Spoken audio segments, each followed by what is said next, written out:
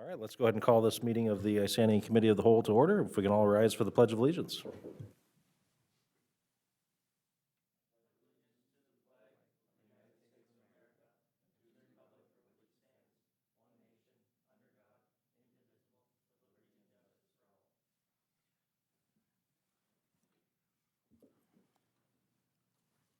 Let's see.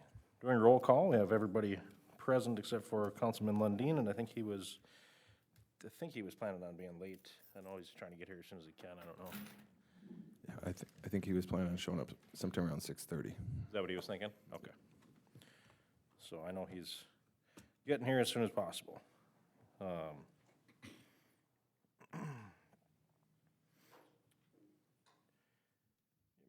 me just 1 second here.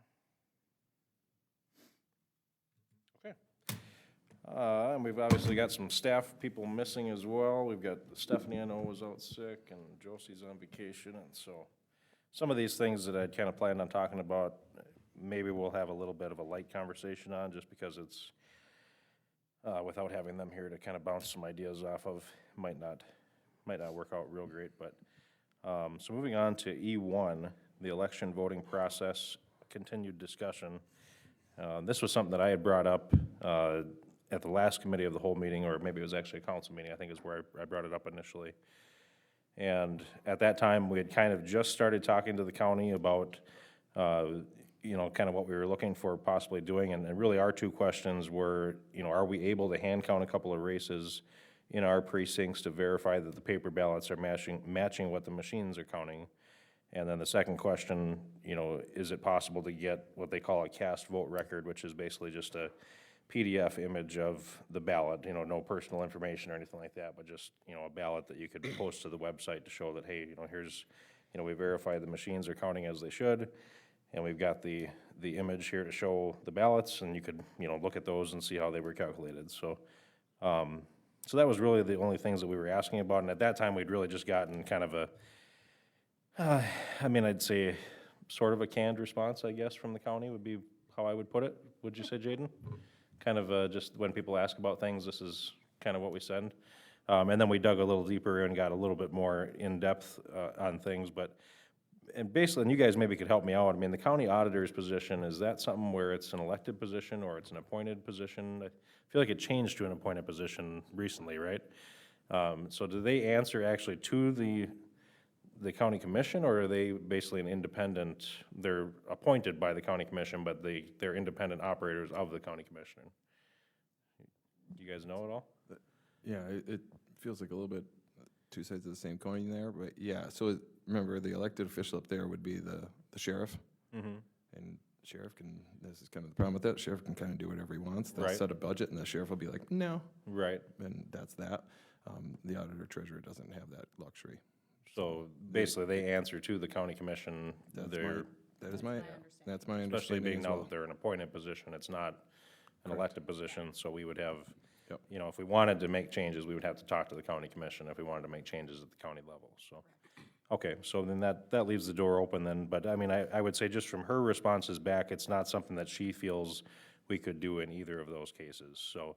But as I was looking through her stuff that she sent us, it's like, well, it doesn't really talk about what we're asking, and it's probably not a question she's had come up before, so I'm still, I dug deep into it today and tried to kind of, formulate where their argument was, and then, what my questions still were after that, and so that's really all I have for you today is more of an update than anything else, but I had dug into it a little bit too, and someone told me that we had every legal right to do something like that according to the way the law is written.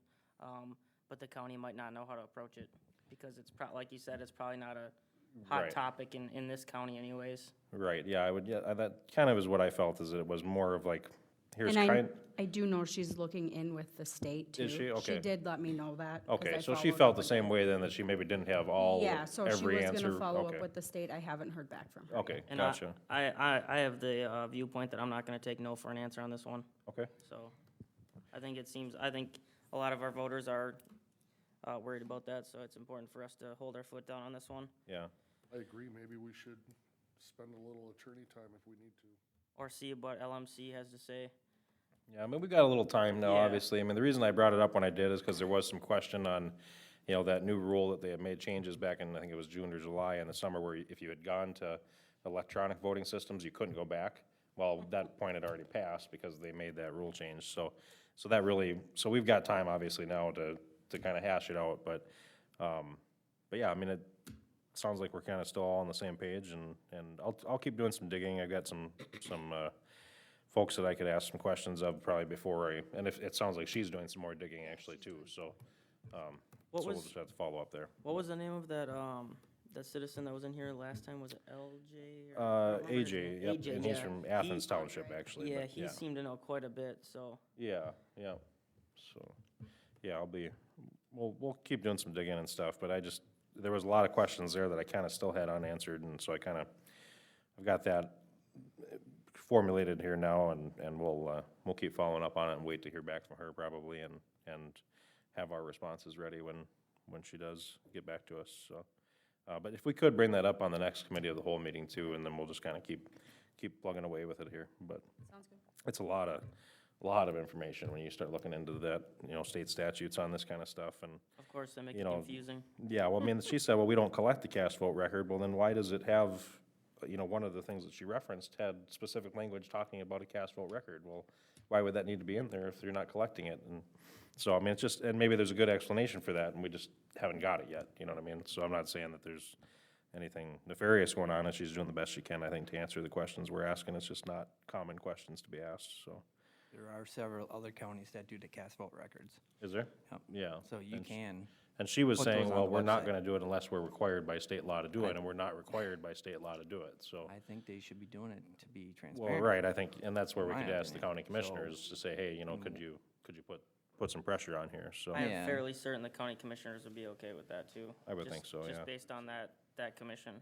Yeah, so anyway, yeah, let's bring it up next month again, and we'll kind of keep chipping away on it, but it sounds like you guys have done some digging on it as well, so. But yeah, I think we should do whatever we can to, you know, I mean, like I said, when we first started talking about this, it's not a partisan issue, I mean, it was, you know, bipartisan, I think in 2016, you had Democrats questioning election results, and in, you know, 2020, you had the Republicans doing the same thing, so I think it's. And you will again this next election? Absolutely, every year we do, and so I just think anything we can do on our end to make it more transparent is better, so. All right, moving on to, unless you guys had anything else on that topic for now, but, okay. Moving on to E2, the private wells draft ordinance discussion. Good evening, Mayor and Council. So staff reached out to a number of cities throughout the state and was not able to find a city that would allow for private well to be installed or constructed for domestic water purposes where city water is available. I do have an attached revised ordinance which would allow for private wells for domestic water use. It should be known that currently Bolton Mink is doing a study on where the next well would go, well 4. And if we were to allow private wells, that would have a huge impact on where this next well would go. It would also have an effect on those wells as well, where drawdown might draw them wells down, they might not have water because of which aquifer would be pulling from. And it also should be known that it would be in our best interest not to allow additional wells in our wellhead management area. So I had a question on this. I read that, and I was just curious what cross-connection meant in that ordinance. That's what I was Basically- wondering, is it supposed to be cross-contamination, or is it? Cross-contamination is cross-connection is where your private well and municipal water can intermix. That'd be cross-connection. So So there'd have to be a backflow preventer, or better yet, not connected at all. So would that mean if someone had a private well, would it be considered cross-connection if it drained into our city sewer? They use the water that they brought from their well and had it in city sewer? Well, Is that in cross-connection or is- that, no, that wouldn't be cross-connection. Okay. It'd be well water and city water. That'd be the cross-connection. We added in there that if you were to put a private well in, you'd have to put your own sewer service in too. Otherwise, how do we know what sewer charges would be? Yep, I had a question on that too. So another question I had what that was, you know, currently we use water meters to measure how much sewer output we charge, correct? So how much water they use is how much sewer is supposed to be used, correct? That's Ba- how it, Based on, I think, Mike, based on January, February, March, water usage, that's where sewer charges come into play. okay, so I know a lot of people would like to have their own well for the reason of feeling independent, so they might not like the idea of having a meter, a city meter on their own well, but me personally, I'm not a huge fan of the city water, the taste of it. I think a well would be better if possible, so would it be possible to have your own well with the city water meter on it to kind of gauge the sewer issue? Like if you were using city sewer, just because I read in there, obviously, you have no way to measure how much sewer you're putting out unless you have a way to measure the water being used. So would that be a possible option? I think if we're gonna go that route, I think you have to have a pretty solid contract on that up front and ahead of time. Right. I mean, because otherwise it's one of those things where it's like, you put the meter out there and then it needs service, it needs to be replaced, whatever the And then thing people would don't be, want and somebody's like, no, that's why I have a well, I don't want you here. Well, Right. now what do? You know, so you'd probably need to have a pretty firm contract on that ahead of time. Okay, I think that'd be a fair compromise, though. There is a lot of, I mean, it's not a lot, but I get a few, probably at least once a month, people ask about our water and why it tastes the way it tastes and how they wish they could have better water. I don't know, that's something I'd talk to Jimmy about, just some people just don't like the water, so that to be able to have their own choice would be nice for some people. I don't know if anybody would take advantage of it, but I think it would be nice to have that choice as long as it's done responsibly, and like Mike said, with the contract. If you wanted to do it that way, I don't know, My only 2 cents would be on that is, what would you stop them if it's kind of on their honor to own that water meter at that point?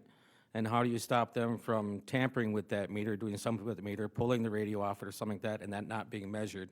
Sure. Like, Yeah. to me, it brings a whole nother animal into the situation where, right now, we have control over that meter and that curb stop, where if you do something else, maybe we don't have that control. Okay, 'cause you And can't it shut could off the really water. affect what somebody could do inside their house. Not that anybody would, but there's the possibility that Sure. it's there. Yep, that's a good point. How deep is our city well? 380 feet. 380 feet. Okay. So these wells we're talking about are maybe 50 feet? Some I at mean, at you could 100 get- at the most. At the very most. Yep.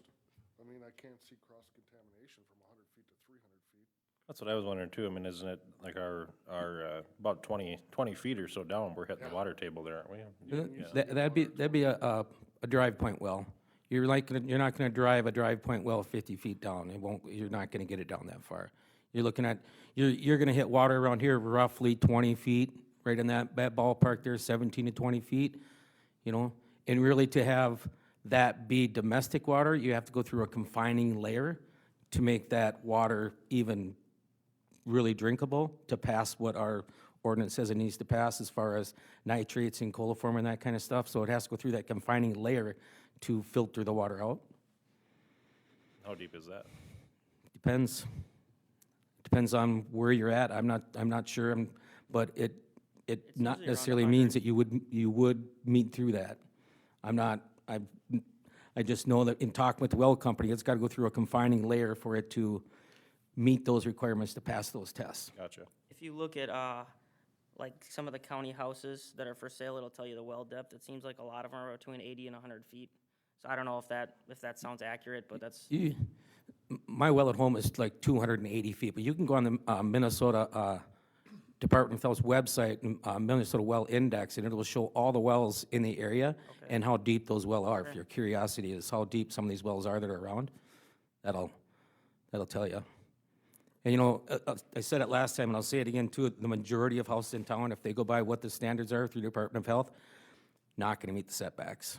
right. Just not gonna meet them, and it's just, if your lot is a quarter acre or smaller, you automatically don't meet it. Yeah, I mean, I think that's the thing, is we do have a lot of larger lots though, too, in some of these areas that, you know, you could have the setbacks that you need, but I think that's, part of the argument is just that we want to be as flexible as possible for people, but like you said, most people won't be able to do it. Yeah. And I think the areas where we're looking at, you know, the wellhead protection area and stuff are areas where you're not gonna have those larger lots either right now, so. Areas like George and I were not in the wellhead protection area, and it's more bigger lots. Right. And those are usually the people that would like that sort of flexibility.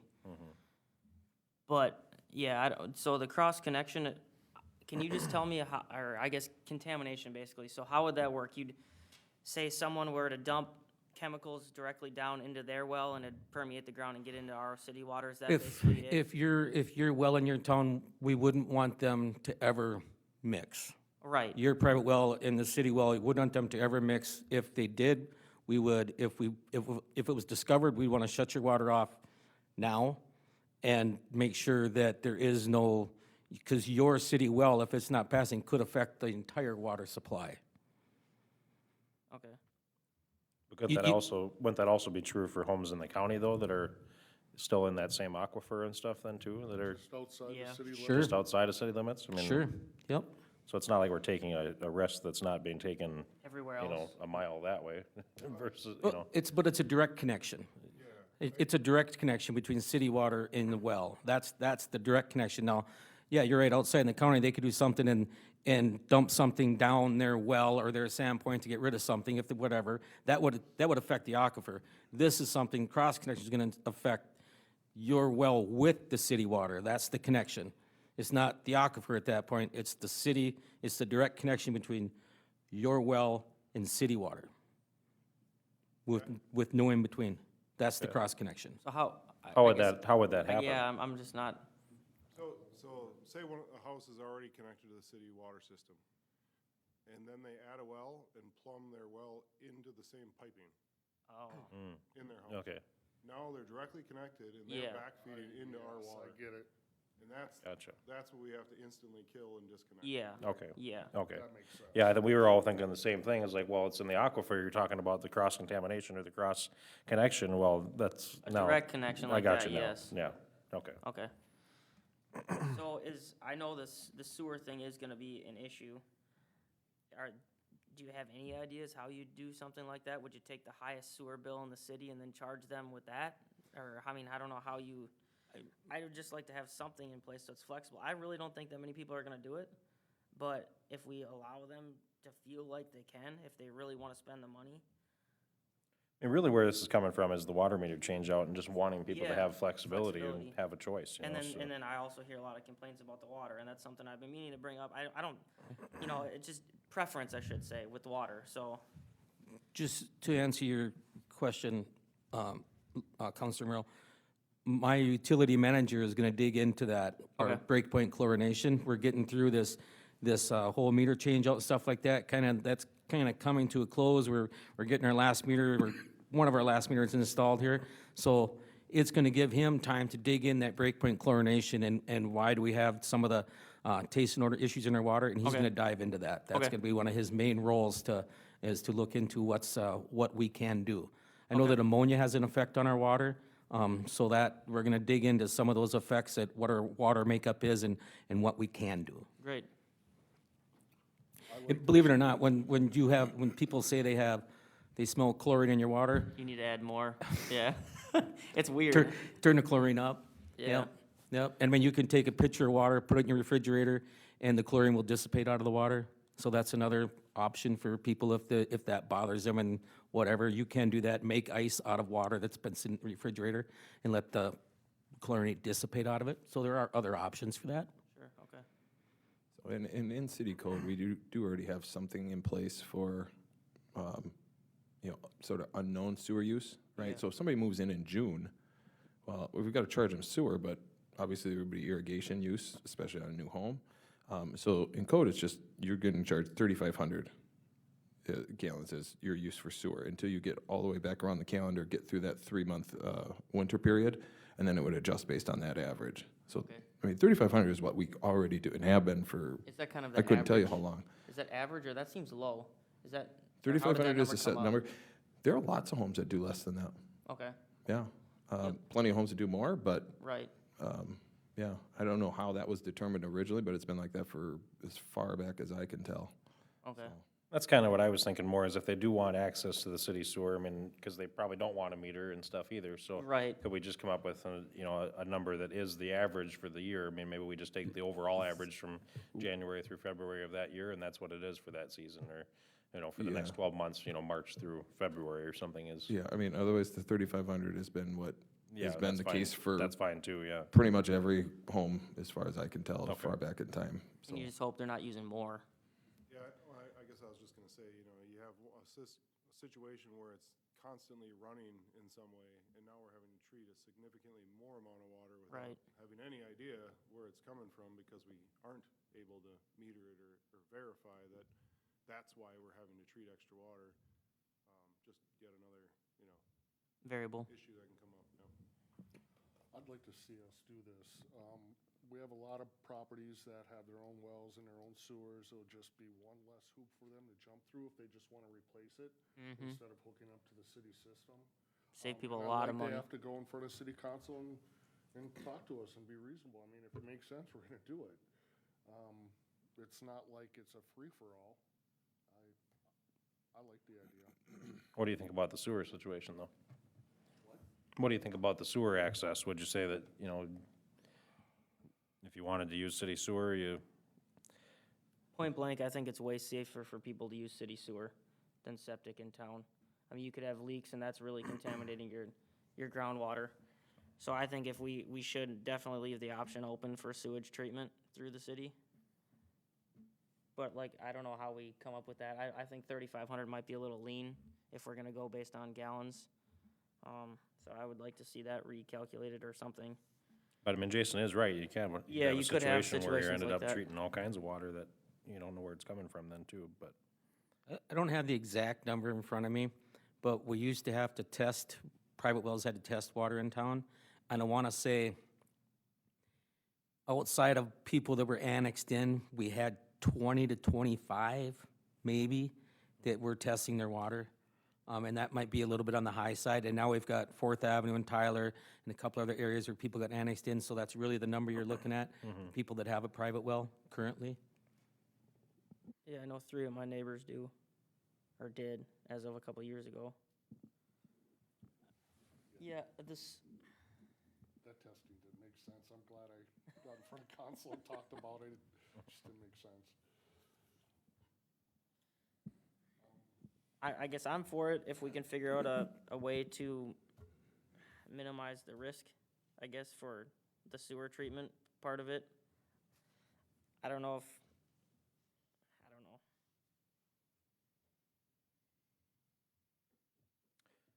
Yeah, I mean, I'm all for it. If we said, okay, that we've got to, if you want to do a private well, you have to have a private sewer, then absolutely no problem. I'm all on board with that. But the part about connecting to city sewer, I mean, yeah, most likely you're not going to have an issue, and there's going to be very few people that do it, and,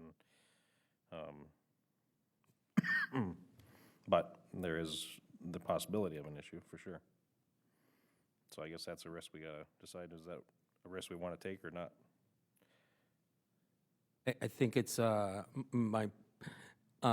Jason brought up the fact that, if, right now, if somebody's water is leaking, or if they have a water leak or a leaky faucet or something like that, we notify them, or if something like this, maybe how do we notify them that they have that leak, and then we have no idea, what's happening at that point too, so it would, But I think a lot of people are gonna notice if their well is running all day. They have it's not necessarily their well running, it's more yeah. their toilet, their sink is dripping, that type of thing, and it ends up being a lot of water. Just a little drip can fill a 5-gallon pail a lot faster than a person thinks. Well, they're not gonna be paying much attention to it either, because They're on not paying wells, so for it. They're not paying for it, so, yeah, it's not. Yeah, I guess I don't know. Jeff, what do you think, as to, I think if you want to be on a well, then your whole system has to be separate from the city. Once you make that connection to the city, I think you should be fully connected. So, in my case, and there's no hybrid system. Either you're fully committed or you're not. So that's what I think. Makes sense. I think, If you don't like the city water, there's lots of options to clear up that water and make it taste good. And reverse osmosis, I know I've heard Lundin talk about it, well, it's a waste of water, but it's good water. yeah, that's what I would say too, I guess. I mean, if we're gonna allow it, then let's keep it all totally separate, and you have to have your own septic too then, and not just, because I just don't think there's a way to, I mean, you don't want to take a risk for the other residents, that if you're treating all this extra water that's coming in, that but at the it's not same, fair to them either, at the same time, Jason, would you be more worried about a private septic or us having some sort of issue with maybe overflow from the excess water that someone might use? I mean, I think a lot of communities are getting away from it because septic systems can fail and pollute the groundwater directly versus if, at least if it's going into the city sewage treatment, we know where it's going and we know it's being treated properly before it hits back into the aquifer. That's where I'm at with that. Do you have any input on that? Well, I mean, from a public health standpoint, you know, yeah, septics are gonna have a higher risk of being a health problem. But, you know, that's not the city's, you know, cost to maintain, I guess. You know, otherwise, septic systems are designed to not, you know, pollute the groundwater, because they're either a mound system where they have that filtration, you know, grade separation from groundwater. You know, the only real problem is once they fail, if they're boiling out and onto surface, you know, waters, you know, that's when it really kind of is the most obvious issue. But, you know, yeah, aside from being able to kind of keep an eye on how much flow's coming out of them, there's certainly a lot of, I mean, plenty of cities have this exact type of ordinance, so it's, okay, if we can't monitor your exact flows, you know, you get this base rate, maybe it's a high rate, you know, just to Yeah. account for the risk or the, you know, the balancing it out. But, you know, it does exist in these cross-connection things, it's just, you just don't know what you're about to get into, or if one's flowing just full steam ahead and somebody's not around and no idea. We don't know either, because we don't have a meter telling us that it's going crazy, and we just find out back at the plant that we're dealing with a whole bunch more water, and it's a hell of a thing to track down. So that's my only concern. Regarding the wells, though, I just wanted to add in, we kind of touched on it, but this well study that's underway is sounding like we're likely to have to kind of evaluate trying to get into the next aquifer, like less deep than the one we're currently in with our new wells. And being in that shallower aquifer is probably more where a lot of these private ones are gonna go. And the risk comes into if somebody puts it in and they're at like the bare minimum to just touch into one of these aquifers to get this potable water quality. And then we need our well, and we're trying to site our next couple wells here, and somebody kind of beats us to it and goes just barely deep enough, and then we put our well in nearby, and that can cause a drawdown on the wells around it, and suddenly we dry out somebody else's well. You know, there's a public safety and health issue there, and now they don't have water that works. And so while we're in the middle of this evaluation right now, you know, in the next 2 months or so, or next month, we're planning on bringing the results of the study and showing kind of what it turns out looks like we need to either do to our system or where we need to look. It's just one more concern on finding locations that are gonna be far enough away from other people to not cause problems to any of these other potable water ones. You know, when you guys were first talking about, you know, the 30-foot deep type, you know, that's more of those Sandpoint wells for non-potable, water your lawns, you know, but don't drink it type of systems. And, you know, those, you know, are primarily for irrigation. And right now, in the summers, we're seeing we have irrigation problems. And so those are a totally different, you know, issue or topic, I think, than trying to change to allowing people to disconnect from the city water to add their own wells, you know, in and around where, you know, they may be just kind of really drawing down that next aquifer that we now have to go into. So just wanted to make sure that was out there before anything changes too significantly. Yeah, I mean, I think it still says new private wells allowed with city council authorization, so I'm assuming that would mean that they would have to come to us in order to get the authorization to do that, and at that time, we'd have a chance to address if they were gonna be in an area where we would see that as a concern, I would think, right? And I highly doubt anybody's gonna wanna put in a well until spring at this time of year with our study going on. So at least we would probably know that we're Yeah. safe for that, but yeah. I mean, but we're talking, you know, master planning, you know, maybe we need 4 more wells over the next 50 years.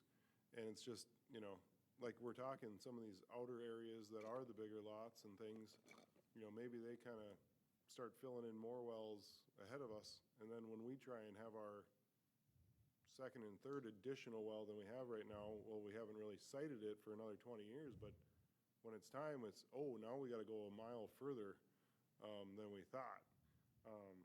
granted, I understand that the majority of the ones that are gonna be involved are probably the ones that already exist, and it's just the idea of being able to keep it. It's just don't want it to go out of control, so I don't know that I read that it still had, the council has to authorize any of them, and if that's the case, then, at least then we have a really good track on where they're going and how many and all that stuff, but, How deep? yeah, right, what aquifer they're going for, all those types of things, but, like I say, just wanted to get it all out there. Yeah, and keep in mind is the more wells we have in this area, the more likely we are to have to go farther away for our next well. And rough math, if you have to lay a mile of pipe to get to that well, that's at least, you should go into it with no less than an expectation than $1 million for that 1 mile of pipe. So it can add up real quick. This was an issue in, when I was working in Granite Falls, Marshall needed to site their new well, and they ended up on the other side of, they ended up on the other side of Cottonwood. I mean, it was a solid, 13 miles. And that made for an awfully expensive well for Marshall. So how far away you are from your water treatment plant makes a big difference. It adds a lot of money if you have to go a distance. I think those questions can be addressed per landowner. So if the landowner comes in and wants a well, we know where it is, and we could address those issues. Well, are we gonna have to run our wells, the pipe further out to put a well in, or I don't believe this is going to be much of an issue. We might see 4 people, if we do, even see that. So right now, if somebody has a well at their home and they sell the home, does the new owner have to hook up to city water? No. Okay. Or if there's, or if they have to, Right now, it's just if it fails. So, like George, if you're not hooked up and you want to sell, next person just, but if just it pick up- if it fails, they can't put in the same system they had before. I feel like we might have just changed that recently where they can put in a new system. I don't think they have to change to city water. I feel like we just changed that a few months ago on. Really? Yeah, there was some, I feel like we were working on something else at the time and it was part of that. yeah, but for his question, like if George sells his home, Yeah. does the next person automatically have to hook up? No. It's a functioning system, you just roll with it. There, just to clarify that a little bit, we have a neighboring city that is doing just that. That if they have a well now and they decide to sell their house, they're required to hook up to city water and seal their well. There's no way we're doing that. But I'm just saying there are neighboring cities that are doing just that. Yeah. So, just to clarify it. Some mortgage companies can require that if it's available. They want the top-end water system or the least trouble-free one because But you they have choose, some risk on the loan. yeah, you choose your mortgage company though, so Right. that's a choice versus being forced into something. All right, well, I wanna make sure that if somebody has a well and their well fails or they need to fix it, that they're allowed to fix it. I don't think that's, I don't know if we have that for sure, we can look into that for sure, but that would, to me, seems like Those it. are pretty easy. I mean, you could Yeah. all of a sudden not be able to draw water if you got a shallow well, sand point. Or something's clogged messed up, or- yep. But they're pretty maintenance-free. Get a pump out or a tank out. but I'm pretty sure we already changed that. Okay. But I just cannot remember what we were working on. It was like, I just can picture it in my mind, there was an A, there was a B, Was that and it was Sandpoint whatever, was it the Sandpoint whatever was discussion? B or something was. 32513 water ordinance, we changed, it said before we used to make them test their water every year. And if their well failed, they could test it again. If it failed again, then they'd hook up city water. So it still states if your well fails, you have to hook up to city water. You don't have to test your water. It's not a requirement. Okay. We want you to test your water, but it's not a requirement that you test your water. That's what I'm remembering, I think. That's, Yeah, okay. Right, because I argued that in front of council, there's no county, city, or federal requirement to test a water well. But the city was doing it. And I came in front of council before I sat up here and talked to you guys about that. Luckily, you change that because it was on the honor system too. It made no sense. Anybody could bring in they could have used their neighbor's water. They could have went over to the city tap and, I mean, it didn't make any sense whatsoever, other than spending the money every Cost them year. more money, yeah. Right. All right, well, back to the topic at hand Yeah. here. So let's try to put an end to this conversation at least. So I mean, what do we feel about just private wells in general within the city limits? Yes or no? I think we should have it flexibility. Jeff, what do you think? I think we should wait for the That's water fair, too. study. I would, and Mike was saying, $1 million, a mile. How many years have we been using that figure, because costs have been going up? That's what I say is, don't expect anything less than that. Yeah. It's, Is there a way? that number was from years ago. Yeah, so that So could be $2 don't- million a mile. Especially with the How is cost it of so some of the expensive? 2 months, we should be done with, To dig a trench and lay a it. couple months, we'll be done with that That's study? Yeah, Yeah. yep, that's the schedule. And maybe that's what maybe we should just wait for that, just to see, That's so we what I have more would say. information before we make any decisions. But I'm not opposed to it at all, and I wouldn't be opposed to probably just charging a flat fee to connect to the city sewer either. But we might as well wait till we have, it's not like anybody's gonna do this in the next couple months anyway. Right, probably not. Yeah, so, yeah, if we could maybe add it to, committee of the whole, I don't know if you wanna just add it to the list of things we go to from month to month and just keep coming, add it to old business, if you will. We don't do any of that, do we? We don't have old business and new business for committee of the whole. Well, add it to old business if you could. Yeah, maybe we ought to start doing that, so. And if that does come up when I'm gone, I would be in favor of the most flexible option possible for residents. Okay. Well, yeah, so far for old business on our next committee of the whole, we've got election, voting process discussion, and we'll keep the draft ordinance for the wells on there. And then the sign ordinance, so this is one here that Stephanie had called and she's out sick, and so she had asked that we maybe just move it to next month. Do you guys wanna try to kinda go through some of this, I mean, without Steve being here? I know he's gonna probably have some ideas on this stuff too, and without Stephanie being here, is that something we wanna try to dig into now a little bit, just to kinda get some of the conversation out of the way, or? If Steve was here, I'd say we should maybe try to get it done, but, Committee of the whole can certainly discuss it. This is not my forte. This is not Jaden's forte. Just so you know, there's Well, not gonna be a that's- lot of feedback. I know, Not gonna be yeah, a lot of right, I figured feedback you from guys would staff take on this notes one. and, So, it's just we've been pushing this off for month after month after month, and we got a little time today to get some stuff done, so. The only thing that I'm real concerned about with that sign ordinance is temporary signs for nonprofits, churches, short one-day events, two-day events. They should be exempt, I believe, from fees and signage. We don't have an ordinance. I mean, everybody pays $100. I mean, you wanna have a one-day event, the church wants to have a fish fry and throw a sign out, they gotta pay $100. I notice, you made the best comment, we have to do what the residents are doing. And I've seen signs, They're like at everywhere. the high school, every Sunday, they put signs out on Highway 5, directing people in for church at the high school. There's many examples like that, and we should definitely change that part of it. Or is it Sure, sorry. Or is it one of those things that we just have these, we have these ordinances if we need to use them? I know it's like, why have an ordinance if you're not gonna use it, but people are doing it in practice, putting out the little semi-permanent signs for a day or two and then taking them down, or, Right. I mean, I didn't know you had to pay to put out a sign like that. So I think it's there for if we have to do something, but I don't know. I don't know if there's, Let's just wait for Stephanie on it, cause Yeah.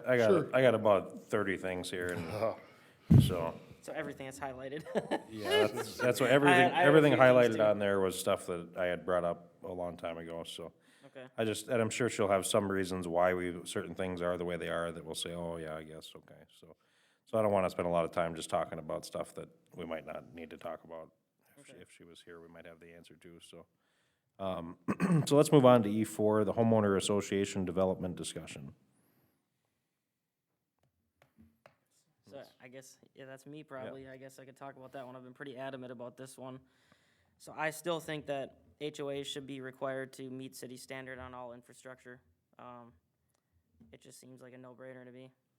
Because I don't want the city to be on the hook in the future if we have to take something over and not be able to take care of it, or find out that there's not water shut-offs, or who knows what else. I mean, I'm sure there's all sorts of infrastructure we haven't even thought about that could be subpar and leave us in a bad spot, or well contamination like we're just talking about. I mean, who knows what could happen if you're not up to city standard on everything. That's something that I think is important. I know Steve's pretty adamant the other way on it. I don't know if anybody's had any further thought on it. I'm with you a little on this, Luke. I believe people should have the right to do it, with their own land, especially a business. But there's so many circumstances I've been made aware of people not realizing. I know that when they sign on to an HOA that, there's 45 pages and they didn't hire a lawyer to read it and see some of the things that they could be liable for or in trouble for. I mean, it's the same way with our city ordinances. I mean, my goodness, you want to fight City Hall, you're going to need a lawyer just to read everything. I mean, I can't imagine an HOA can't be any different. And to me, we had a room full of HOA people that were ticked off about their subpar infrastructure. None of them knew. Or maybe they knew and they didn't think it would get bad. I don't know. I can't be the only people that feel that way in the city if we had a whole room full of them. How many HOAs do we have in the city with a road that doesn't meet city standard? Anybody really know? I know for sure the one On that's... Cherrywood? Yeah, that one for sure. That one, We have Cherrywood across the highway, Golden Way, Winsome Way. Those are the three that I'm aware of. As far as I'm concerned, they can all be exempt. I'm just thinking about the new ones that come Yeah. online, just to protect the homeowners in the future, or else. I mean, I don't see what's the negative side of it? A developer decides they don't want to develop because they want to try and skimp out on something that people should have the right to have a bare minimum on. I mean, I don't think city standards are that high. I thought HOAs usually were meet city standard or higher on things. I mean, that's what they kind of promote. Right. That's the whole point of an HOA. Well, But I when think they, some do, and Yeah. then you always get the good and bad. greedy developer that comes in and tries to take advantage of people.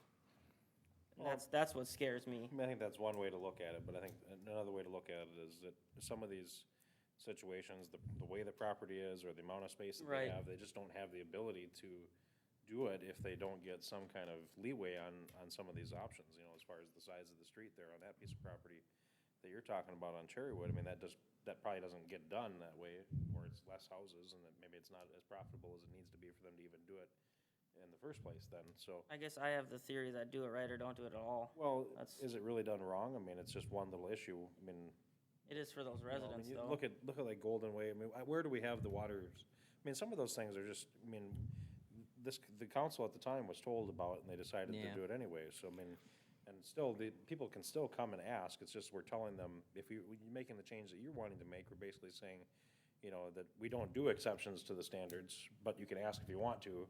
And what I'm saying is, let's just leave it the same, and it invites them to come and ask if they need something, instead of just saying, no, we don't, you can ask, but, good luck, I mean, so, I don't know, I think it's a more inviting approach. It's the way that most cities are doing it.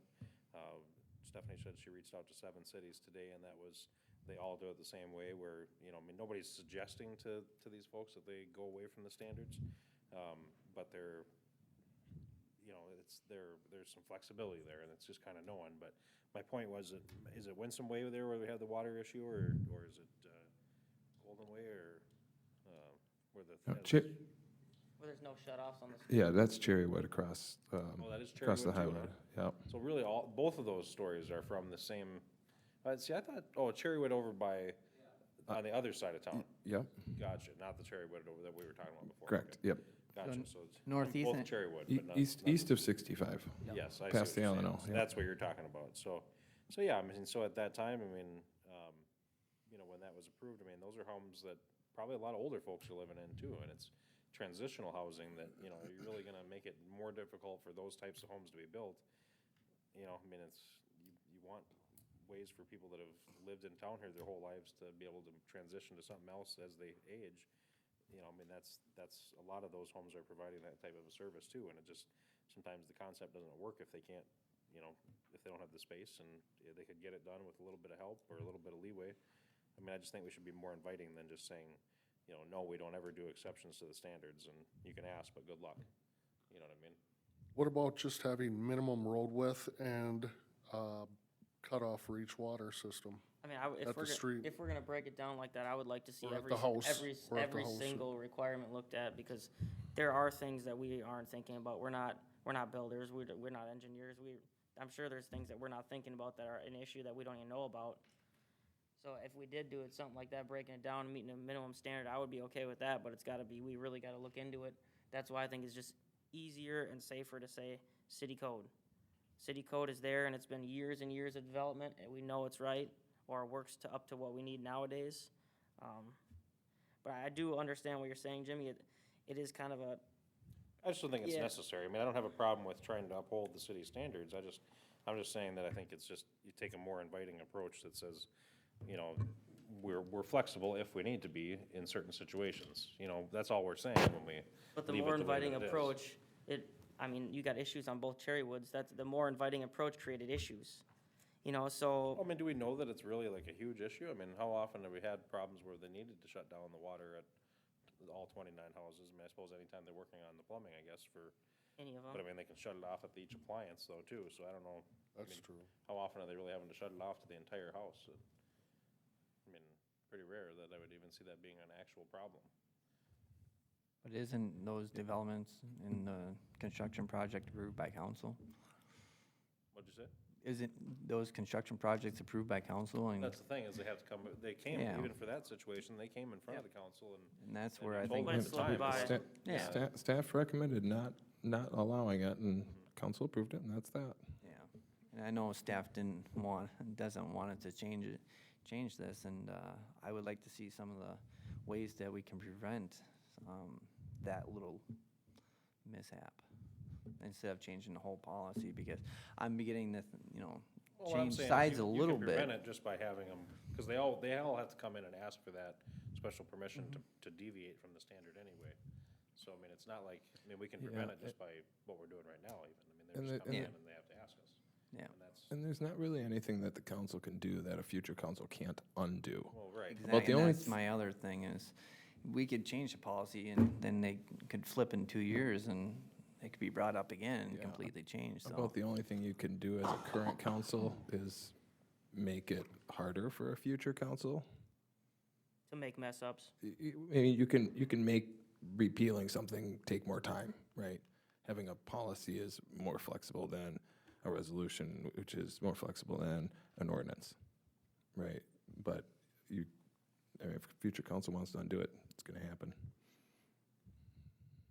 Well, and is it really a mess up? I mean, if you've got 29 homes, I think, are on that same, if you have 29 homes over there, isn't it nice to have the 29 homes?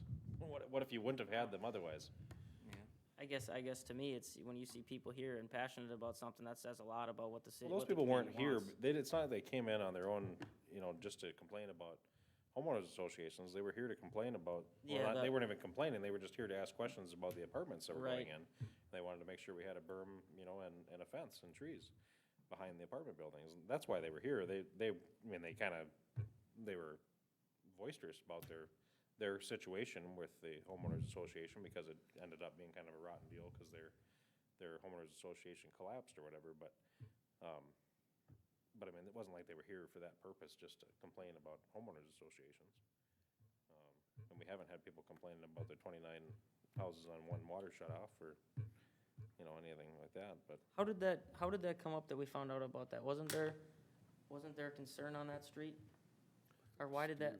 Maybe Jason might be able to, might be able to remember, but my recollection is that they wanted the development to go through that way because otherwise they're gonna have to tear up the road that was already existing, and they did not want to do that. Is that my recollection, is right? Yeah, I guess for the why they did it, it was exactly that. The existing road, didn't need to be dug into with the design that they wanted to go with. And so they said, well, we'll just run a new main behind everything and call it ours and run our services off it and not cut into the street to save a bunch of money. And we said, no, we want every service individual coming off of the main, off into the street as our standard is, and that's where the council said, no, let's go with letting them try it, and it works. I mean, the discussion at the time was they were all supposed to be charged at the same time or something, and it sounds like they at least are metered, so it's functioning. You know, like you say, I guess if there aren't complaints, but that's how that went down. I thought you meant it just came up recently, like finding out there was. Yeah, that came up too. How did this come up in discussion that I thought there was a complaint about it, because when we had to do the water meter change or something, I don't remember why it I came think up. where the whole discussion came up was the snow plowing issue on Cherrywood, when that lady was here talking about the apartments and stuff. And I Yep. think that's kind of where you got the idea for this was a big Yeah, issue. right. But what about the water infrastructure not being built up to city code on that street? How did that come about? I thought there was a complaint, but, It came up for the plowing on Cherrywood over here Yep. because of the plowing, because that's private. yep. That's two separate things. Did we have a complaint about the water? I mean, I'm saying, how did I that feel like come we up just- into our? I think it just kind of came into conversation as we were talking about the homeowners association and. Okay, Yeah, it was Good idea homeowners to association and standard. things that are city standard versus sub-city standard.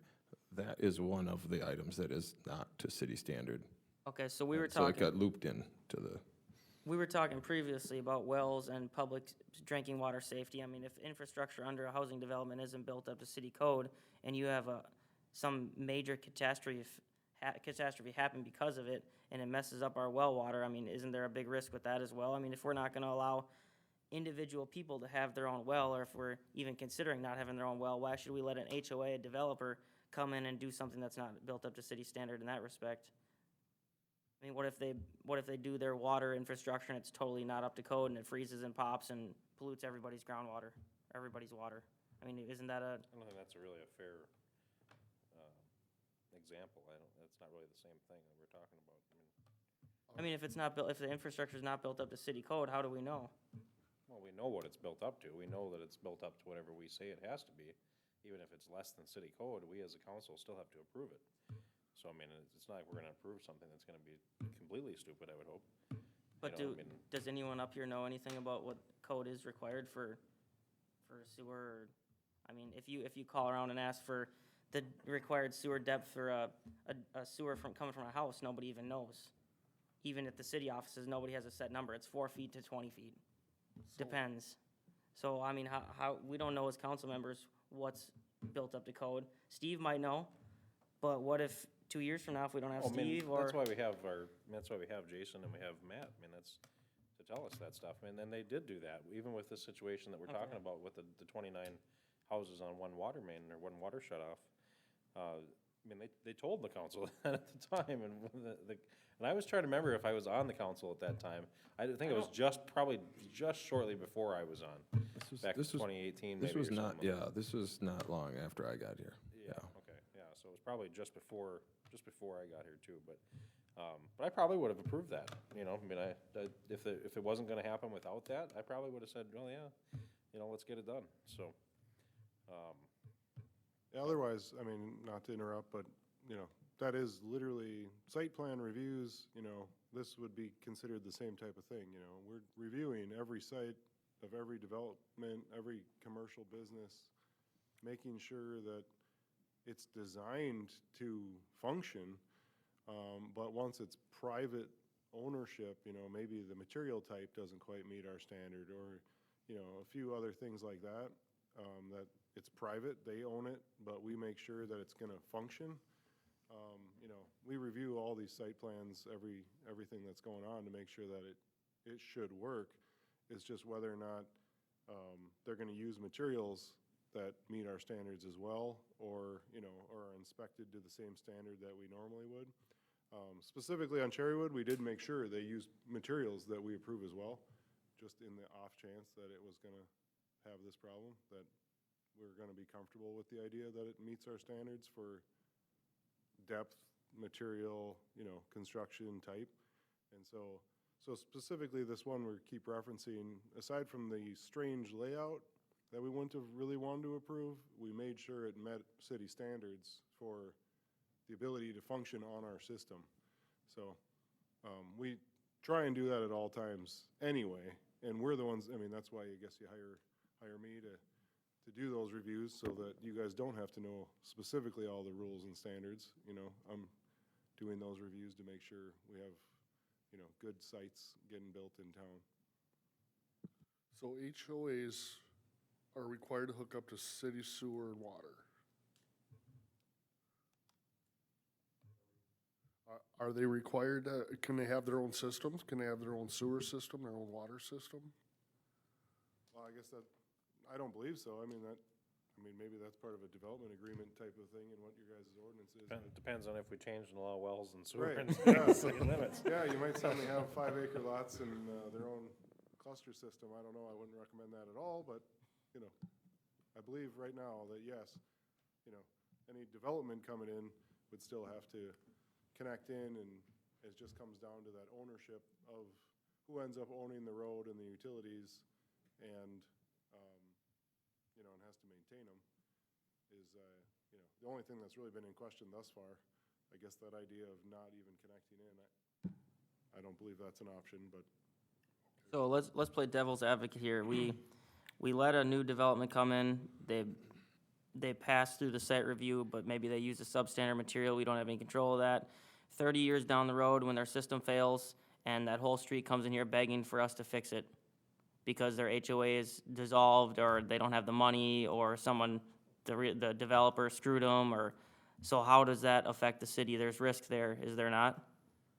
So, that type of situation comes up, or say they ask us to take it over. A common situation would be either they're 100% assessed for reconstructing it all to our standard, and so it's not a city cost, it's whoever's got frontage on it is paying completely to have it meet our standard before we'll take it over. Or something along the lines of, they still get assessed that amount, and then the city, runs the project, when it times out to be done, but either way, one of the ways to handle it would be to 100% assess those property owners so that it isn't hitting the city after the fact, which would have been what would have happened with the original development. We would have made the developer pay for it, and we would have taken over, so.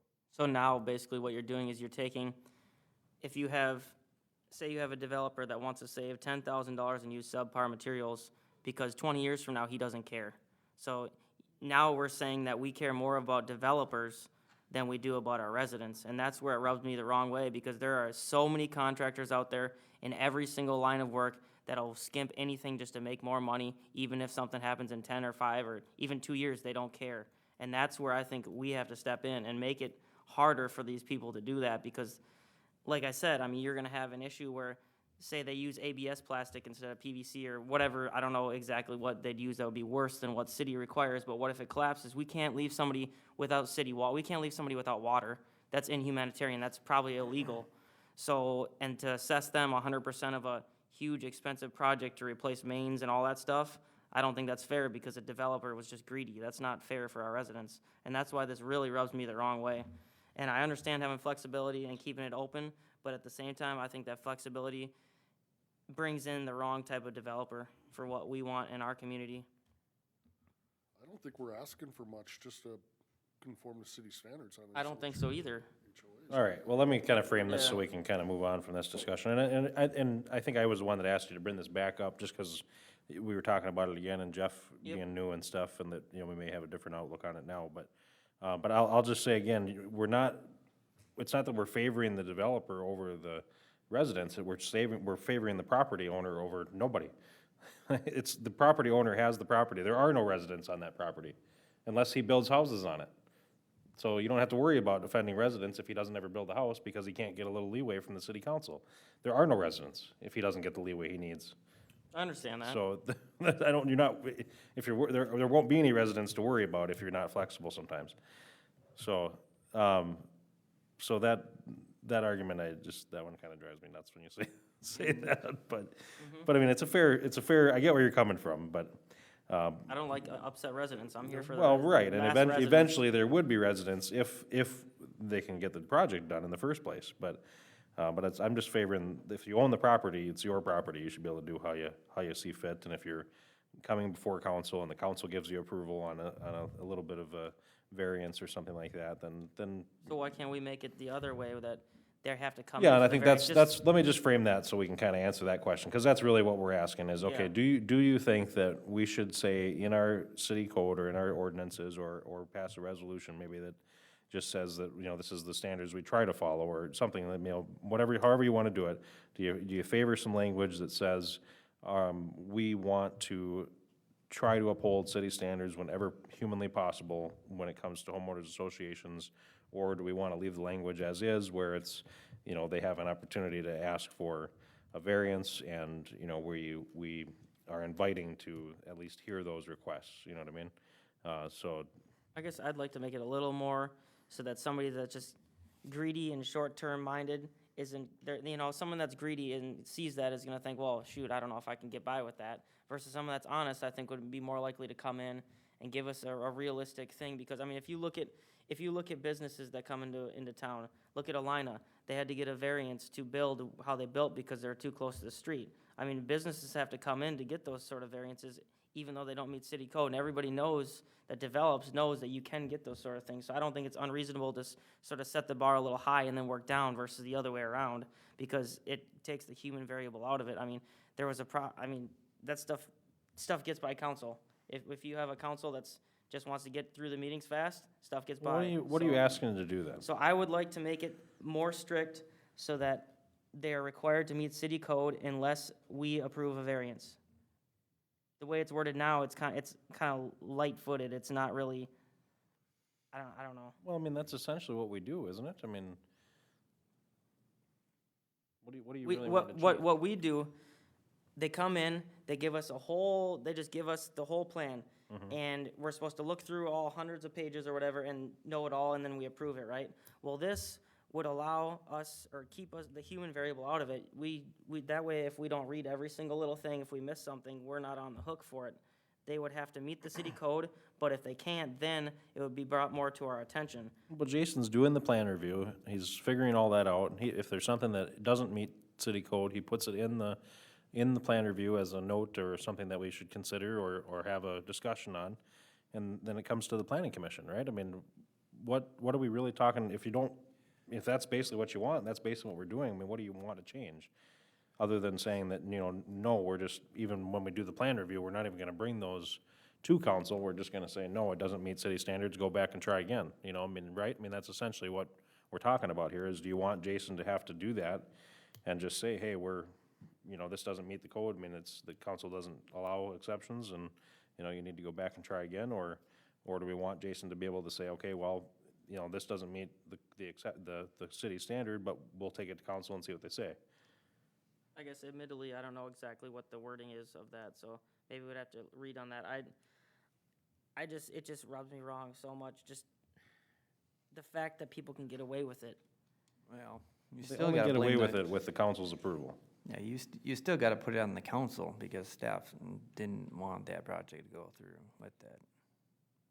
So, it don't matter if you raise the standards and set it in place, if the communities around us have not the same standards, and if it's easier and cheaper, and they see that right from just looking, researching online, they're gonna go somewhere else. Right now, they'll just bring you the plans, and so you can review them.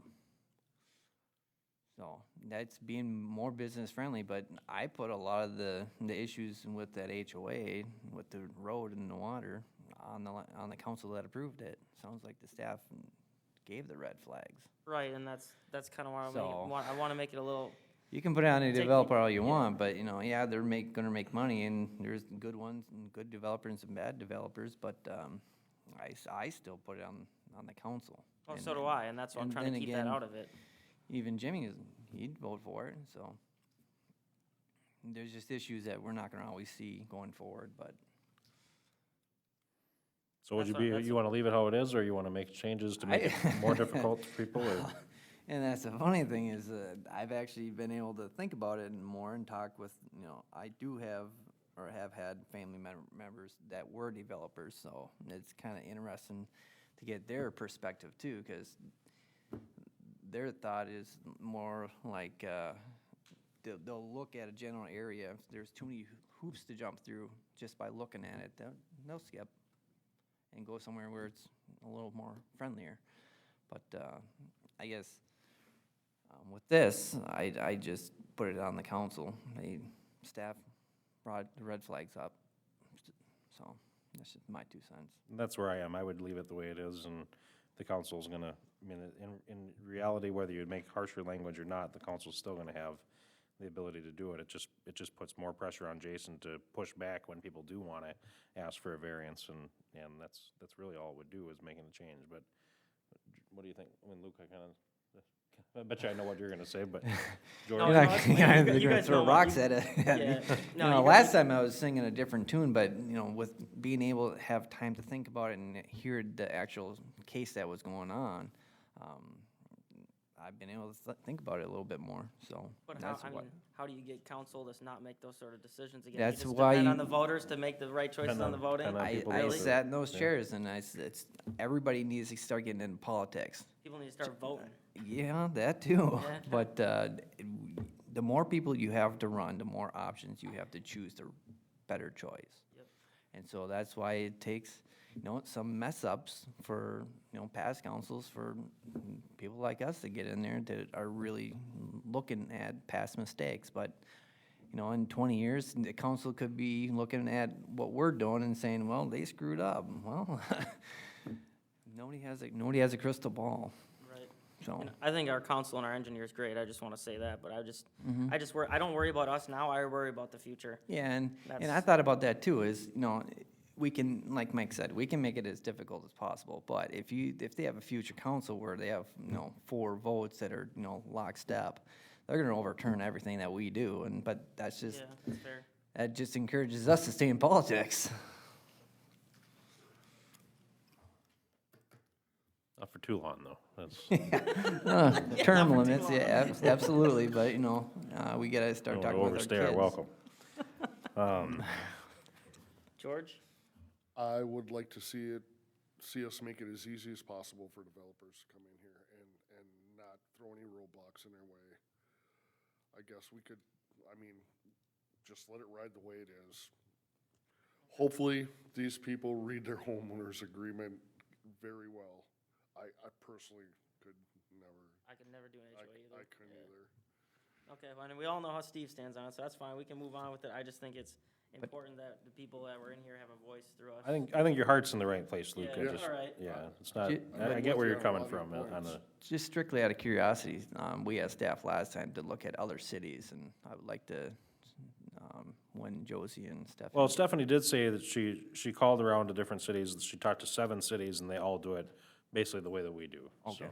we're, Cities directly around us, or? said some that are bigger than us, some that are smaller than us, and I'm assuming somewhere around us would be my guess, yeah.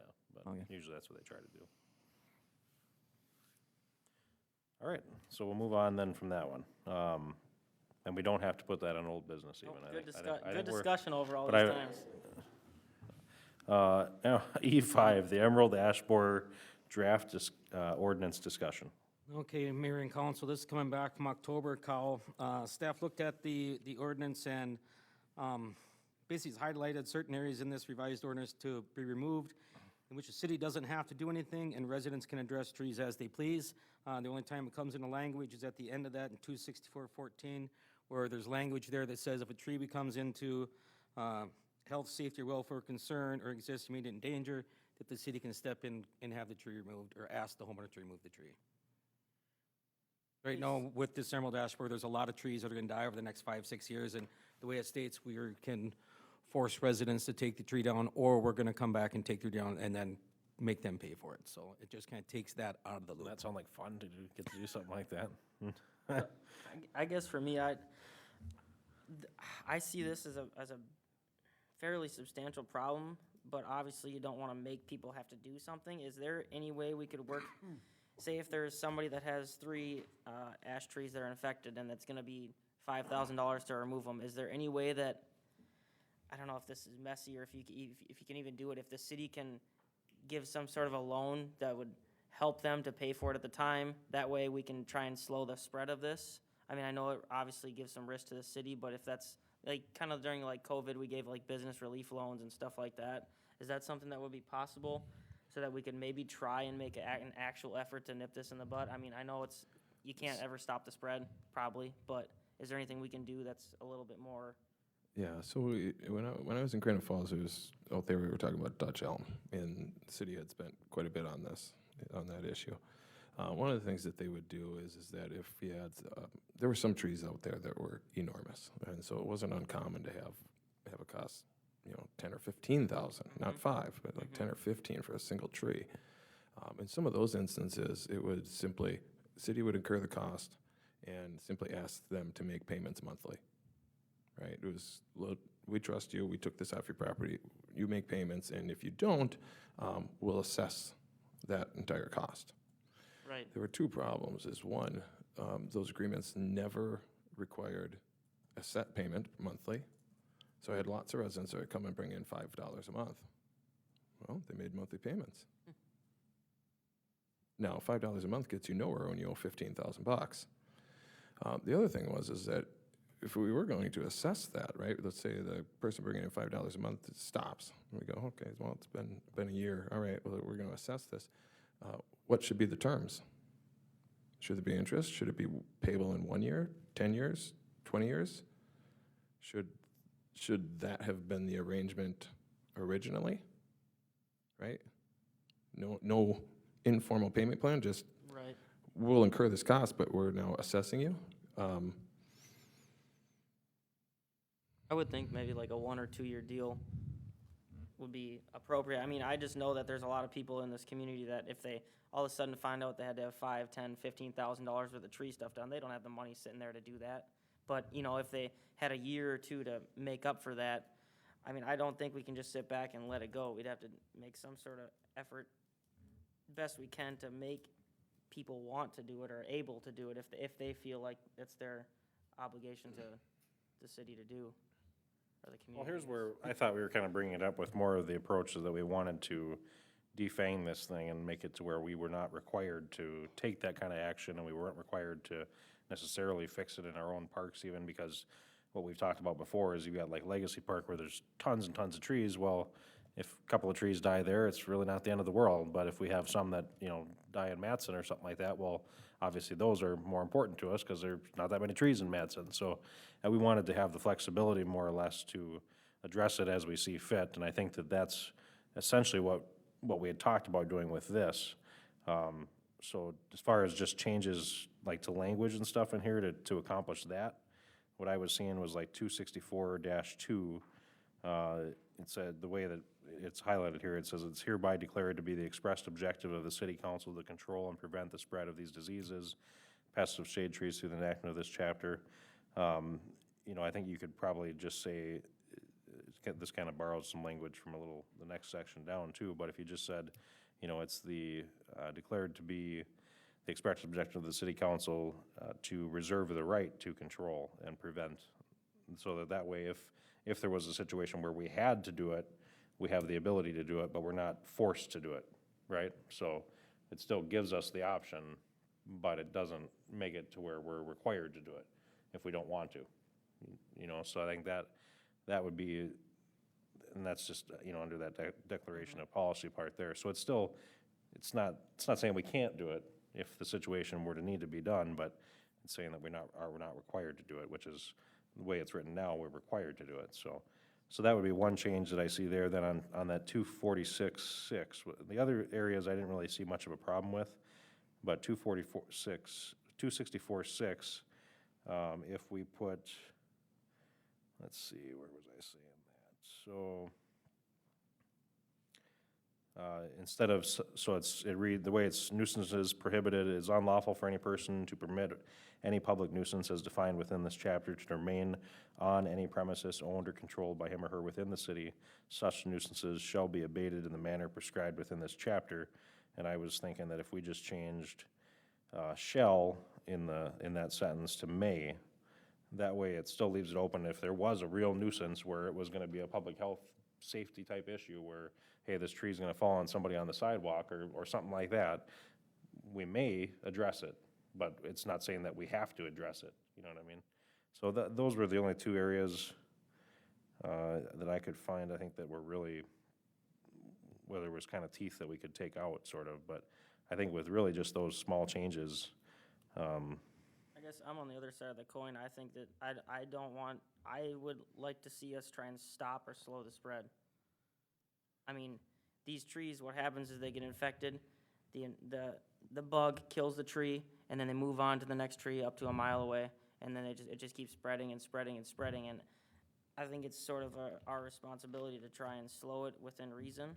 I don't think we're ever gonna stop it, but at the same time, to change stuff to make it so that we don't have to do anything with the trees. I understand I wanted to treat to save the trees in the important parks, but I still wanted to cut down the infected trees to try and limit the spread of it to everybody else.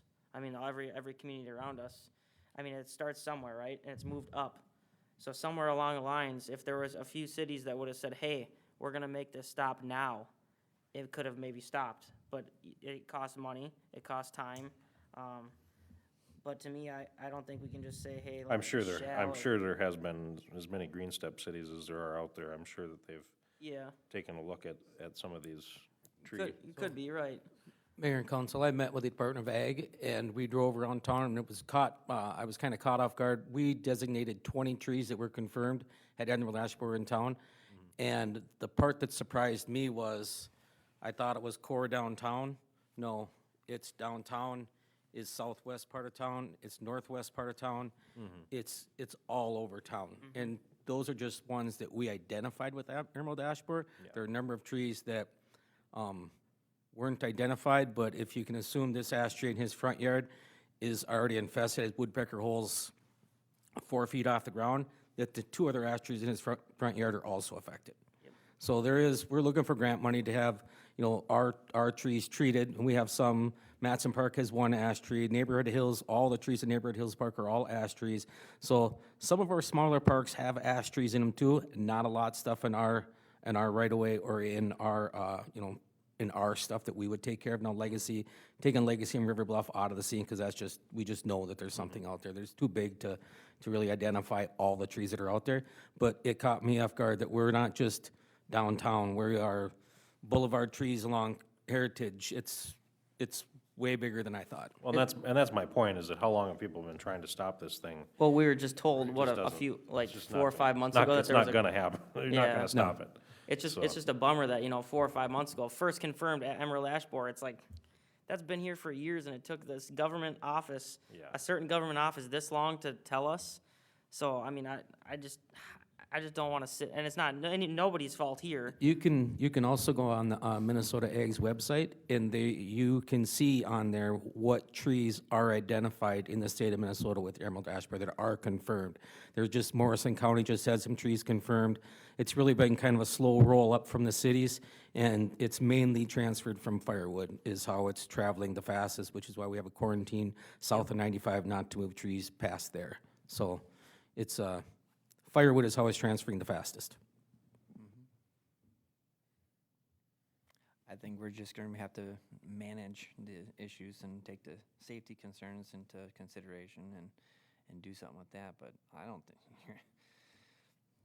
it's typical government, we gotta stop this, it's like prohibition, they tried to stop alcohol, it didn't right. work, it didn't work. Every time government tries to step in and say, we've got this, it doesn't ever work, so. Yeah, I don't think we could stop it, but I think I'd like to see us put in at least some sort of effort, like I said, the sort of loan issue for, if somebody wanted to do what they felt was right and get rid of these trees, but they don't have the money to do it now in a year or 2 years, give them some sort of flexibility. Well, It's Matt, kind you of- said you're looking for grant money on this too and stuff, and I'm looking for grant money. I don't know if that would include residents to use that grant money. It would maybe, from what I was told was, if you have a tree and you want to save it, and you have somebody that's got an emerald tree or ash tree in their front yard, and you know what, that tree, I don't want to see that tree grow, and it's not affected right now, then you should treat it.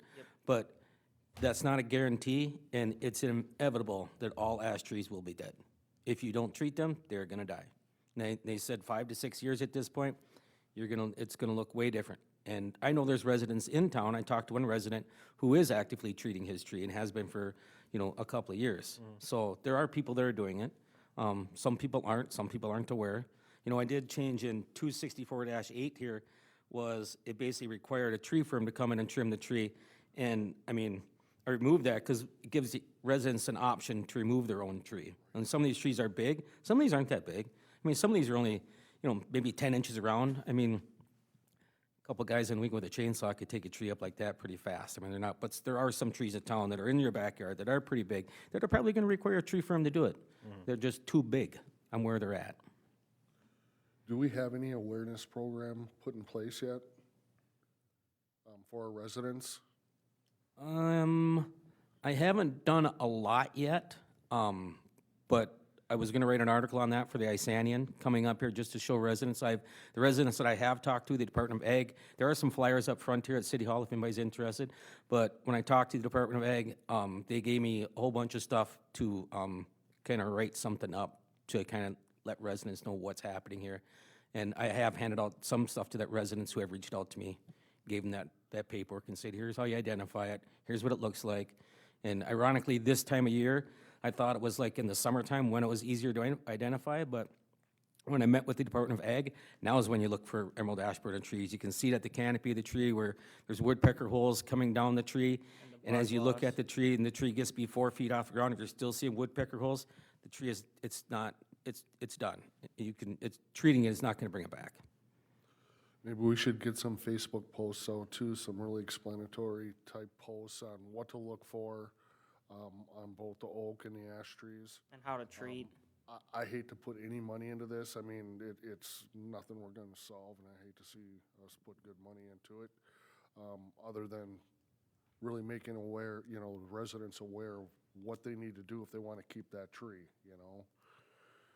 Absolutely, Just my I can do thought. that. Would we be able to do that with that, one of our next topics is the emergency notification system? Would we be able to use that, or is there like guidelines to the emergency? If that would be considered an emergency to let residents know, I don't know, but we could definitely address it if possible. I think we're gonna decide what we're gonna use it for. I would in like to this see next- something yeah. like that. That's kind of I think that is a big issue in the state if Public service announcement sort of thing, yeah. yeah. I think I like it the way it's written, I guess. I don't wanna make I don't know. Sorry, Jimmy, I think this one is more of a try a little harder type of Well, thing. so what you're saying then is you wanna leave the language in that says if somebody has an emerald ash borer tree that needs to be removed on their property, that the city's gonna go in and do that? And then we're gonna charge them for it? Where's it say that in here? I do remember reading that. Cause that's what we're talking about changing is just making it to where if it was a public nuisance, Yeah, where we was it might on do it if we wanted to, right? That's, what I don't wanna be stuck in Yeah. situations where we have to go do this kinda stuff. No, you're right. What I'm saying is make changes to where we can if we need to, but we're not requiring ourselves to, is all I'm saying. Having been involved in a situation like this in Granite Falls, do not underestimate the amount of money that you can spend in taking down trees. It's stunning. It was, when I was there, it was hundreds and hundreds of thousands of dollars, and if you drove through town, you would swear we hadn't actually done anything yet. Yeah. Well, and it for what? was- Did it really stop anything? No, it Yeah. didn't stop anything. In the end, it got to a realization and acceptance that this is throwing good money at bad, and that the only trees we were gonna take down were ones that were imminent health and safety, imagine right? if you Where you did got the widowmaker hanging over the sidewalk. All right, Yeah. we're gonna cut that limb down. And that's You what know, I'm saying, is that we stuff. leave the language in there that allows us to do that still, but doesn't require us to go in and. Yeah, because Yeah. the other issue is that Yeah. even if we say we're gonna either loan and or assess for tree And what if they removal would've on just property. planted new trees with all that money and, Well, would because have been the other better issue is that if we remove or assess for trees on private property, whether it's a loan or an assessment, we're still fronting that money. And it's not coming back tomorrow. And for some of those people, it might be 5, 10, 20 years before that money comes back. Well, I mean, that is genuinely less cash that the city has in the interim. And the only way to work that out functionally is to set up a separate revenue, special revenue fund. And just everybody understand, it's gonna be negative forever, and it's gonna have a huge receivable on assessments, and that's how it's gonna go. But don't underestimate how much can be spent on this. It could get very, very large. Yeah, you're right, Jimmy, I forgot about that section. Yeah, that's all I'm I've had a- saying, is it yeah. let's just take the teeth out of it so that we can use it if we need. It's still there, we still have the option to do everything, but just doesn't force us to do it. Mayor Gordon, 264-14 kind of addresses that right there that you're asking. It says, if an authorized agent determines that the danger of the infestation or other shade trees is imminent or in delayed control measures put, the authorized agent may put for abatement without 264-11 or 12. So that kind of touches base on what you're asking there in 264-8. So I mean, we can still make that change, but it's kind of covering the same thing. Well, what are you saying about the 264-8? Because that's just Well, registration of tree. You had said that the city shall, Oh, in May. 264-6. 264-6, I'm sorry, yeah. Yeah, so Put on my- instead of the such my nuisances glasses shall back be on. abated, we'd change it to may, so that, yeah. So, yeah, I mean, we can do that, but I just feel like 264-14 kind of covers the same thing there. Yeah, and I might have only really looked at the highlighted stuff, so let me see that. Because the highlighted stuff is what would be pulled out, it just takes the city out of Okay, so that's what forcing we, you, that's what we had highlighted there, was just Yeah. kind of talking about pulling all that out. pulling all that out, yep. The highlighted stuff would be pulled out, and that would leave that language in 264-14, would leave that language there that if it was declared, that we can still step in there and take that danger away. Gotcha. See, I was thinking that those were just areas that you were looking at for us to adjust a little bit here and there, but you're talking about just, you want to totally remove all of that language. Yeah, because then. Gotcha, okay. yeah.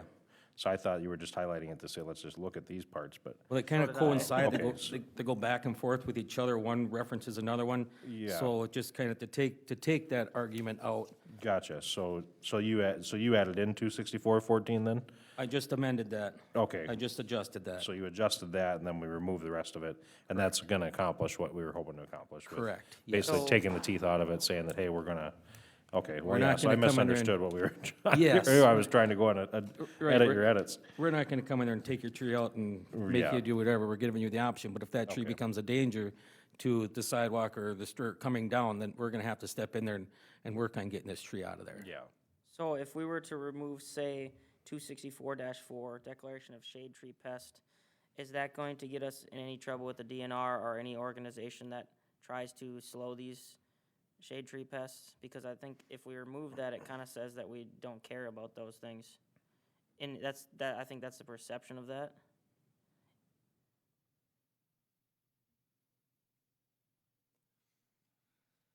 What section were you talking about again, Luke? 264-4, I mean, for us to, I mean, right now is the state of Minnesota is declaring that it's a shade tree pest emergency or whatever they're declaring it, right? I mean, I think we should have something in there that says that the city at least acknowledges that there is an issue. What if there was what if we take this out and then all of a sudden we apply for grant funding to control this shade tree pest, and then they find out it's not in our ordinances, and, well, you guys don't care, why should we give you the money? I don't think they're gonna read our ordinances. Well, right, but I think that's the perception that it would give. I don't know. I'm just trying to, We can put any part of it back in or adjust any Yeah. part of it. I just was, yeah, no, Clarifying. yep. That's one thing. I mean, is there anything, I mean, that part's not probably the most difficult thing to discern, right? I mean, we can literally contact them, hey, do you have grants? Yep, okay. What would you definitively require of any city in order to get the grant? Well, you have to have this policy or this resolution or whatever. I mean, we can figure that out. Not that they won't change the rules in 10 years, but we would know that today. I guess, what is it? What does it help us to remove this stuff from the ordinances? If we have 264-14, is it just cleaning it up, making it easier to read? Makes it shorter, I think. It does make it shorter, which I'm usually all for, but it just seems like a lot to get rid of. I think simplification. Okay. I mean, when I went through it, that's all I thought we had to change was a few words. Yeah, that's so kinda what I some of thought. the rest of it I thought was fine too, but And then, you know, I apologize, I've had a really rough week at home, so I haven't had a chance to read through all this, and I guess that, I read it, but I wasn't thinking we were gonna remove all of it, so it's kind of a little different than what I was expecting, so it's kinda like, I don't know, it makes me a little nervous to just remove that much right off the bat. So I think I had brought this up, or maybe Matt, you brought it up, and I talked to you about it before, but I was just worried. I wanted to know if there's anything that we could do as council to slow the spread. Now it sounds like it's too late, which is fine, but that's why I was more concerned about it. I wasn't totally concerned about the ordinances because I mean, I don't know that we've ever really had to dig into these ordinances or use them, but at the same time, I don't know.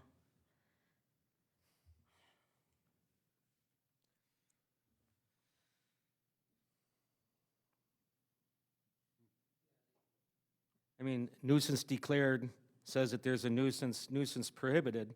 So if we declare the nuisance, then the nuisance is prohibited, they kind of go together. And then reporting discretion as a pest is, you know, asked to remove, and then who can remove it is, we require a tree cutting firm to come and remove the trees. So they kind of just go a little bit hand in hand, all the way down to the point where, do we want to just tell residents you have to move your tree out, and if you don't do it, we're gonna step in and do it.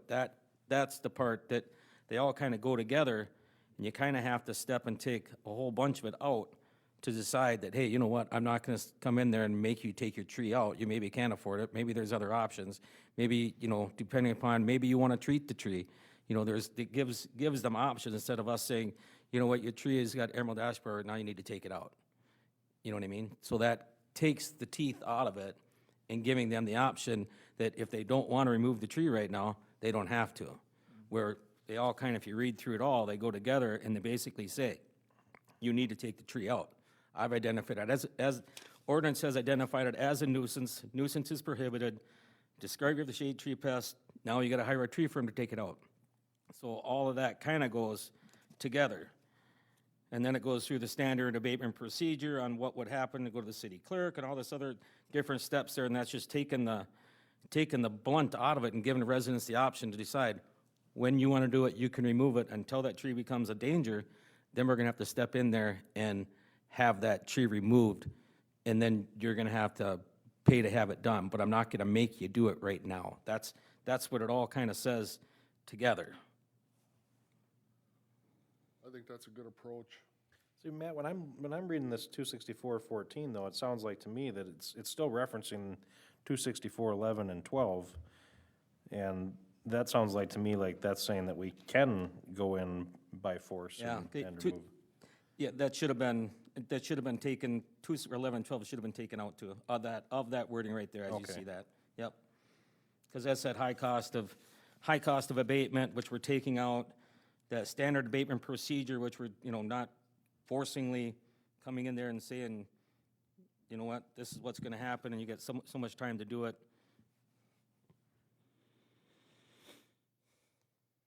Well,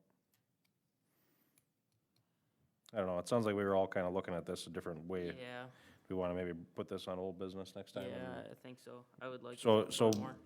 so as we kind of dig into this a little bit more, then it's, what you're proposing is everything highlighted is what you'd like to remove. Yep.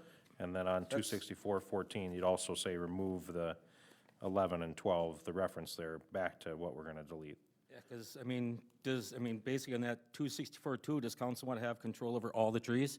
Because that's what that basically says, is council has control over all the trees. Does council want to have that? And then we reserve the right control over all those trees? Is that the jurisdiction we want to take? No, I think, yeah, that's what our goal was, right, was to take that kind of stuff out, Yeah, so. so then it kind of rolls into, you know. Yeah, I see that- I just didn't read it with that Yeah. in mind. When I read it, I was reading it with, these are the areas that you wanted to change, and what did you want to change about them? And you were actually saying, here's the changes I want to make, and so I just haven't read it with that mindset yet, so. Yeah. So, yeah, let's just, I worry how this would affect future, say if we have another infestation of a different kind, how do we approach it if we don't have some sort of guidelines? Well, they'd probably update the policy. Yeah, right. Do the same thing that we're doing, because I bet you when this policy was made, it was years ago, and just get back they to were it. trying to stop it because that was the trend at the time. Well, here we are and saying, well, we're kind of screwed. So, Yeah, it's just, let's bring it back next month and just, because like I said, I was reading it with a totally different idea in mind of what we were trying to do here with those changes, so. Sure. Let's just, so when we bring it back, then we'll all kind of be on the same page, and it's probably good the way that you've made the changes, I just, like I said, I just didn't read it like that, so. Absolutely, no problem. Thanks, Okay. Matt.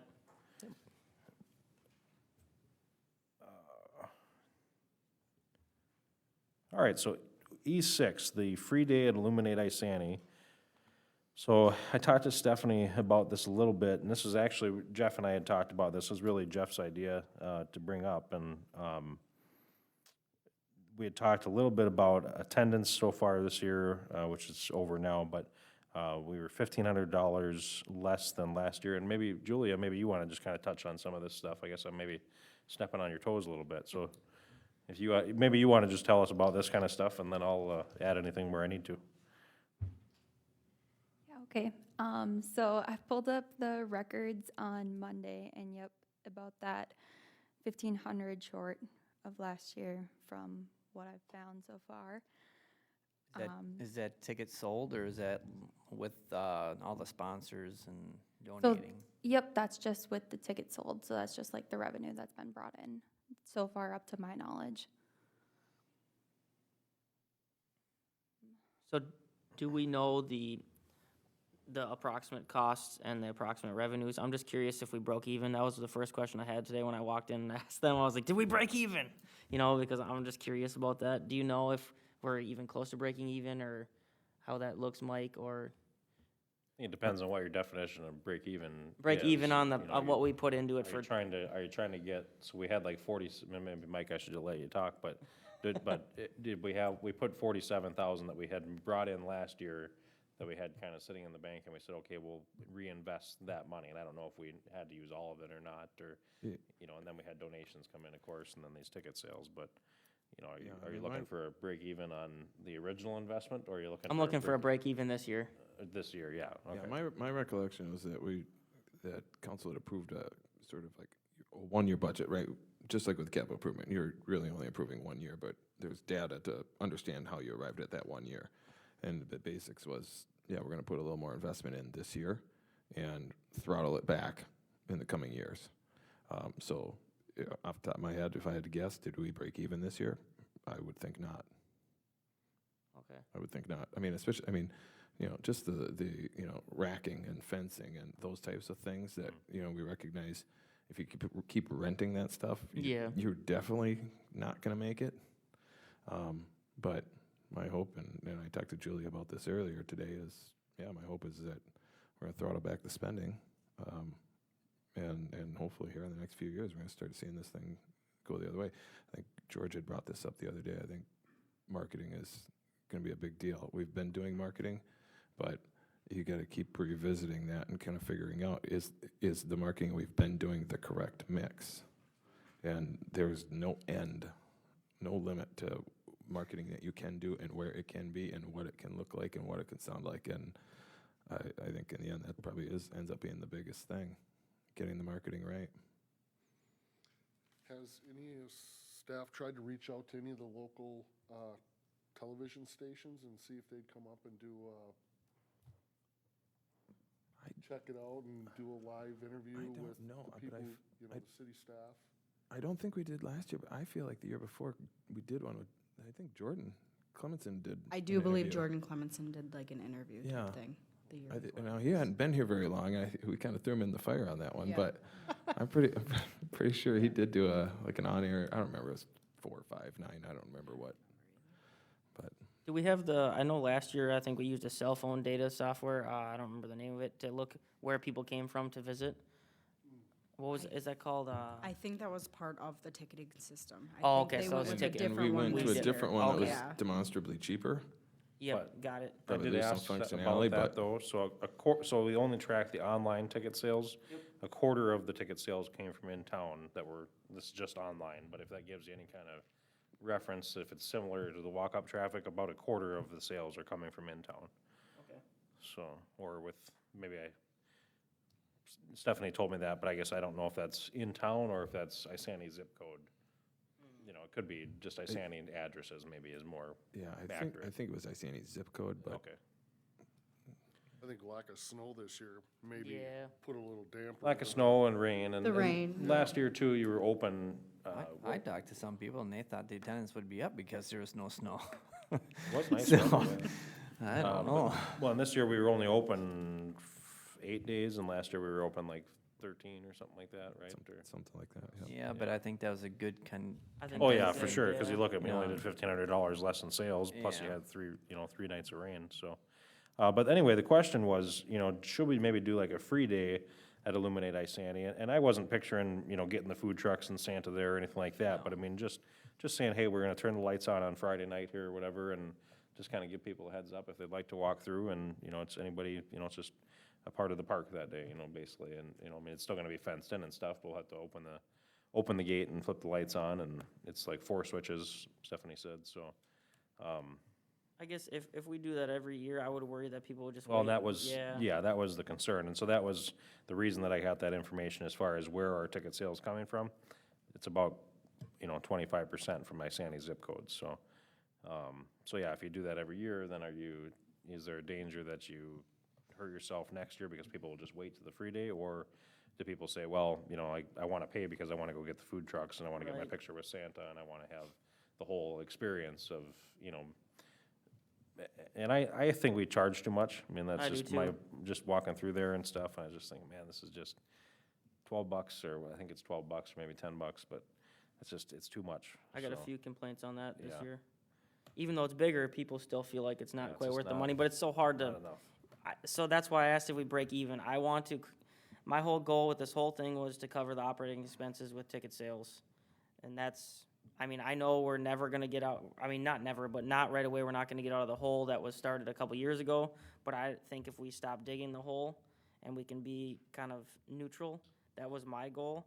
But I don't know, I guess I'd like to see more numbers to know if we're even remotely close and we could potentially lower the price, because obviously if you lower the price, you're gonna get more attendance. But it's, I guess I would like to see more numbers, kinda like how we had last year, we had the chart that said, well, we spent this much, we brought this much in, this was online ticket sales, this was at the gate, this was all that information, so we can kind of. Councilmember Merrill, that will be brought to the February too. Stephanie did tell me that. Okay, So that part of it for perfect, next year. sounds But good. for the topic of right now, Yep, it's still up, and I know Public Works wants to take it down, which I live in the neighborhood directly right next to it, and they want it down too. But the biggest, that thing, in my eyes, that thing, I thought, when I first heard about it, that was gonna be more of an event to bring people together. Well, I've heard more negative things than positive things, because, the residents view it as, you took our money from the parks, like any other park, and then you threw up a fence and are now charging us. Well, I think we can rectify some of that if we give them a day and for free to go and walk through it, more like a Central Park type of deal. yep, and it's already up. And it's I already was up. gonna say, I'm not opposed to trying it and see if we But see a huge drop. I would like to see it come down, because I have neighbors that walk through that park all winter, and they rely on that as part of their daily exercise, so Mayor. I'd like to kind of do this quickly. Mayor and council, if I can just chime in on that a little bit. I think it's imperative that it comes down, for the simple fact that we had some strong winds the other day that came through there. There are some repairs that need to get made to Illuminate Isani from things that, you know, that the wind did tip over. We kind of put those things off earlier this week, not knowing what was gonna happen here. I can tell you that last year, it wasn't until like April, by the time things got out of there, because all of a sudden the snow hit, and with the weather right now, it's like perfect, and it can turn around and we can start getting rain or snow and not have time to get it out of there again until April, again this year. And it isn't meant to be how do I say this? Those displays aren't meant to sit outside for those 6 months in those conditions. And I just think with the weather conditions we have coming up this week and next week, it really gives Public Works time to really dive in without snow in the forecast. And we got a window here to take a big jump on getting a lot of that stuff down. Would it be possible to maybe do that like this week and get, I'm thinking like Friday. yeah, if we're gonna do And it, it's then gotta they be can have, ASAP. what do you guys, everybody comes back on Wednesday? Well, I From the can tell you that a lot of guys have got some time off right now, being the holiday week, that I think if you lose this window this week, and the guys being short-staffed next week because there's no snow in the forecast, and guys wanna take some time off, it's like one of them years where I can get time off over Christmas and New Year's and stuff like that, that I'd like to give them that opportunity, and I think that it could change around any day now, and we would all of a sudden lose them this 2 weeks we have right here to really get a head start on taking it down, then all of a sudden it sits out there again until April.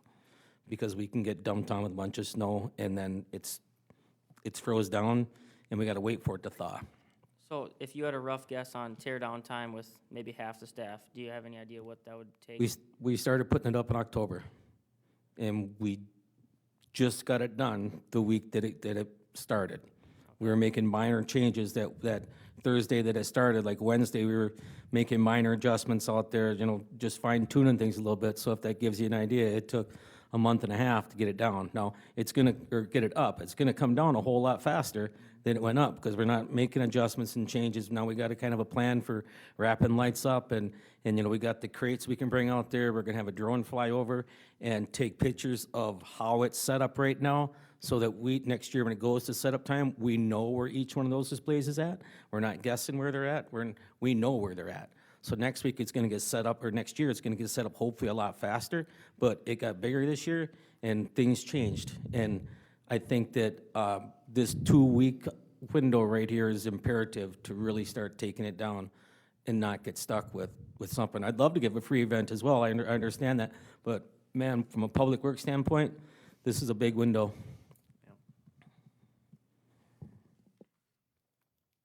Yeah, it's difficult of a time you had last year getting that down, or not getting it down till April. I say you guys go to town on it and get it down as soon as possible, or what you think is best. I like the idea of having a free day. Maybe we discuss it next year. Yeah, a lot of residents are upset that we spent taxpayer money to do it, and they don't even get a reduced price. So if we're gonna, Or reduce I want to price. do a reduced price Yes. for city residents as well, or something, but it all depends on the numbers. Again, I don't want a burden of this to be transmitted to all the taxpayers when the people that use it should be the ones paying for it. So but as far as the free day, I would like to see it if we're gonna do it, maybe at least make people feel a little bit better about it, but I totally understand what Matt's saying too. Well, I think we'd have to probably kind of decide on it if we're, Yep. if we're gonna do it or not, so. We'd have to bring that to council, I guess, if we wanted to make a decision on it, or can we do that from here? Yeah, I don't think it needs to go to council. You just do it from here? Yeah. Okay. I mean, if we're not charging anything, Yeah. and it's otherwise a public park that we're just opening the door, so to speak, Yeah. I don't Okay. think there's anything there. We just need to know, if we're gonna do it, we need to know Yeah. definitively the date, definitively the hours, so staff can actually make the plans. If there are any limits on who can or cannot attend. I think just city residents. Wide open, well, Well, I mean, Wide Well, that- open. wide open. How I would don't- we, you don't wanna have somebody standing there. Yeah. Oh, yeah, that's listening. true. I mean, I told Stephanie, I said, I can go turn the lights on if you want, and she said, no, I'll come over and do it. So, she doesn't trust me to take care of it, but. She said, well, if something breaks, it's better somebody who's been there before, so, and she's right about that, so.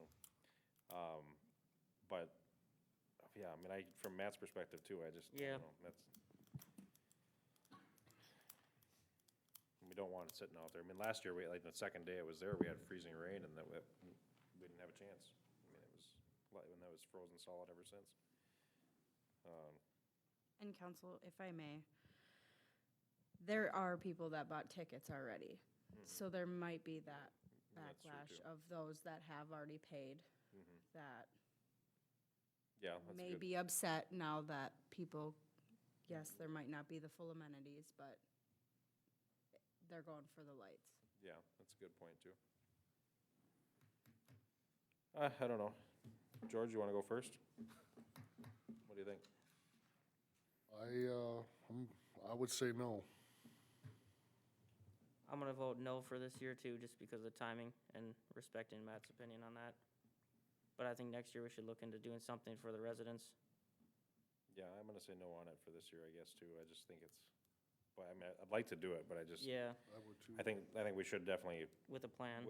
have a plan for next year to how we do some, at least some kind of discounted day or I a agree. free day for the residents, or, I don't know. I mean, it's, yeah. We gotta- can definitely add that to the discussion in Yeah. February for, I guess I already know how that discussion's gonna go. If you wanna add it free for the residents next year is, well, then you're taking away money from the overall, so. Right. I just think if you don't do it now, it probably won't happen next year either, so. So, I'm a yes, obviously, but it's majority vote. Yeah, I mean, That's a tough one. I wanna say yes. I was saying. Well, it sounds But like it's a if no. If Matt wouldn't have said that, I would've said yes. But now it's like one of those things where you don't want your stuff sitting out there and getting damaged. Jaden's not wrong either, that Yeah, people that too. have paid for their That was my tickets too. first and- thought. And it was All just- right. Everybody's a solid on, no on that stuff? For now. I'm a solid yes, but All right, we'll so move on. Moving on to E7 then, the elimination of the 65 overlay district and rezoning plans. So I'll just briefly tell you guys why I put this on here. And then it's probably some of you guys already know about it, but, or maybe all of you do. But Stephanie wanted to kind of be here for this conversation too, just because she's a lot more involved in that side of stuff, so. But basically, the 65 overlay, the issues that I have with it is I basically just want to change it back to a regular business district and not some special zoning district. And as part of that, there's like Isani Ready Mix and Knife River, I mean, they can't actually even expand their current business because it's zoned for the 65 overlay. Well, that's crazy. I mean, Knife River, I think, actually had to buy property that was outside of the overlay district in order to build the new building that they had over there. Strike's years Funeral ago. Home Strike's Funeral they got Home. hit by it too, and then the hotel Because came of in. the parking issue with the Yep. hotel, or with They- the, Yep. But isn't there home. also an issue that if they wanted to pass it down to, you know, say if they had a kid, they couldn't do that? well, I asked Stephanie about that today, because I had always thought, or at least that was in my head, was that, well, they can't even sell it as what it currently is. She said they can sell it, so I mean, they must be able to pass it down then. But I mean, they can't expand on it at all. So I mean, if you had somebody else come in and said, oh, I wanna knock down your old building and build a new facility, well, they can't do that. I mean, so I mean, I think it's not, those areas should be zoned industrial. I mean, that is what they are. I mean, it should match that. And so anyway, that's the reason I'm bringing it up, but we'll just wait till Stephanie's back to dig a little deeper in that. She said there was some, depending on what we wanted to change, there could be some, comprehensive plan changes that would need to be made and stuff too, so. It may be a little bit more details than just as easy as rezoning stuff, but that's the reason I brought it up, so. So add that to old business if you could. I think, I'm serious about that. We should start doing it like that, I think. That would make sense. We would not be the first city to do Yeah, we that. got a lot of stuff that just kind of, it's not like resolved and kind of keeps coming, so. Yeah, I think we should really start doing that, actually. I'm for that too. Yeah, okay. And then E8, the advisory speed signs, the continued discussion. So that was one, I'm just gonna ask you guys, we had talked, and Jeff, you weren't on at this time, but we had talked about, when we were taking the, Green Step City signs down, about replacing them with signs that said, drive like your kids live here, or, drive slow, or, something like that, just an advisory speed sign, on the population signs. And so we had talked about that, and that was a huge complaint that I had. I mean, one area that sticks out is, Dogwood Street over by, Whiskey Road and Dogwood there. I mean, just people are driving way too fast on my street, and they're flying around here, and so, I mean, I just thought, there's not, you can't really, if you do a study to actually really lower the speed limit, and you probably maybe have heard us talk about that before too, but, you guys have heard that, I'm sure, but if you do the study and then it finds out that, well, you could actually raise the speed limit, then you have to raise the speed limit. So it's not as easy as just saying, well, we want to lower it to 20 miles an hour on the city streets, because you can't really do that, so. So the advisory signs was an idea that I'd come up with, and, we were kind of all on board at the time, but we wanted to ask the county for permission since it's in their right of way. And I had talked to them a little bit, and they kind of talked to us a little bit, and, Amanda Usher from up, at the county there had asked, what would the sign look like, and I sent her, kind of an example sort of what I had in mind.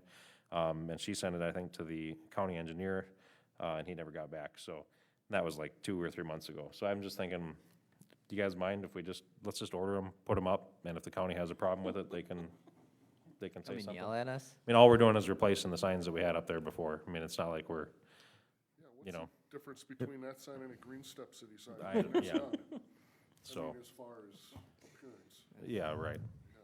So that, So, Mayor and Council, I got a brief price on that sign, and that would be roughly $40 to $50 per sign, if you want to do that. And I also got a price that was brought up at that same meeting about flashing speed limit signs, and that would be like a solar powered, and it would be $1,500 to $2,000 roughly for a sign like that, so. and I think we already have 2 of those, or just one? Just the one? And that's doing Well, its this- job on this- Main Street. Yeah, I on find, Main I Street, find yeah. myself hitting the brakes a little bit there, for sure. The only time I hit my brakes is when there's a cop there. Well, I've seen some cities where they have like a flashing light, and like it'll like flash almost like it took a picture of you if you're going over the speed limit. I was like, oh, that's kind of sneaky. I wonder if actually some PDs use that for ticketing. I don't know, that'd be kind of wild, but I don't want to do that. But the thought of it, so people actually do slow down, since we really don't have any control over speed limits apparently, which seems kind of crazy. So, Travis, can I ask you, is there a state statute that says that we can't deem our city roads a 20 or 25 versus the 30? That's engineering? So basically, yes. So without a traffic study to validate changing it from the state statute 30 mile an hour residential street, there is a thing that just happened a few years ago that you can go to 25 mile an hour without like a specific study for each individual thing. But then you have to post every end of every single street, and that can only apply to residential, local streets, not like the collectors and the arterials. And so basically we talked about this about a year or 2 ago, and the number of signs that would be needed to meet all those ends to be able to do each neighborhood was kind of significant, and it just kind of died at that time. But to be able to make that switch to 25 is at least in the realm of doable. Once you go to below 25, then you got to have the specific speed studies that can come out with Worse. speeds you don't want. But even the 25 it'd have to be kind of more deeply evaluated as to which ones you can, where you'd have to do the signs, how many signs, and the whole deal to be able to meet the rules. Well, and I think in reality, if you're going 25 miles on a lot of the city streets, and they had to post it at that, like, that's actually really faster than you want them going. So Right, you're probably yep. better off not posting I 25 more or less miles an agree. hour, and, yeah. Because then they're really gonna go 30, you know, and. So anyway, that's what I was asking for. If you guys, I'm asking you to take a little leap with me, and I think if the county, we've asked them about it, I mean, I don't know what else we can do. I'm tired of waiting on it, and I want to get it done. I'm in to vote yes on that. Okay. I'm a yes. Do we have the money? There's how many population signs? 6 signs? I believe there's 8 Is there that many? population signs. So we, so Two in Heritage, 2 on Highway 65, 1 on 55, 1 on Third Avenue, we're looking at $400, 1 let's on say. Polk. And it would say drive like your kids live here or something around, yeah, I think that's a good community feel too. So get 8 signs? I think so. I think that's Okay. fair. We can do that. All right, awesome. We need to bring that to council or anything, or we're good with just We have money in the budget every year for signs, and Okay. so long as you're providing the direction, he's got budgeted money that's been Okay. approved already, we're good. Perfect.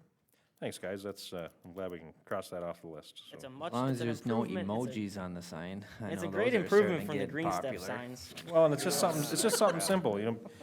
Residents say, hey, people are driving too fast. Well, if it doesn't do the job, it doesn't do the job, but at least we're trying, you know.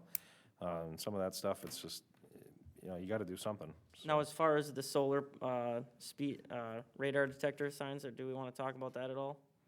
We got 2 minutes. Yeah, is But, that, I mean, I think, Travis moves them around on a pretty regular basis. I think they, could we use that, help, could we use that with, could we pay for those with the grant funding that we're going to discuss? The public safety type stuff? Possibly, yeah. Okay. So maybe that would be a more appropriate time to talk about that. Sure. Okay. okay. All right, well, I'll take a motion to adjourn unless anybody has anything else. Motion to adjourn. Second. I have a motion to adjourn from Councilman Lundin and a second from Councilman Heeman, or not Lundin, excuse me. I'm thinking about Steve, I was just thinking, is he gonna make it? But Poor George. Councilman Merrill made the motion and Councilman Heeman seconded. All in favor, say aye. Aye. All opposed, same sign.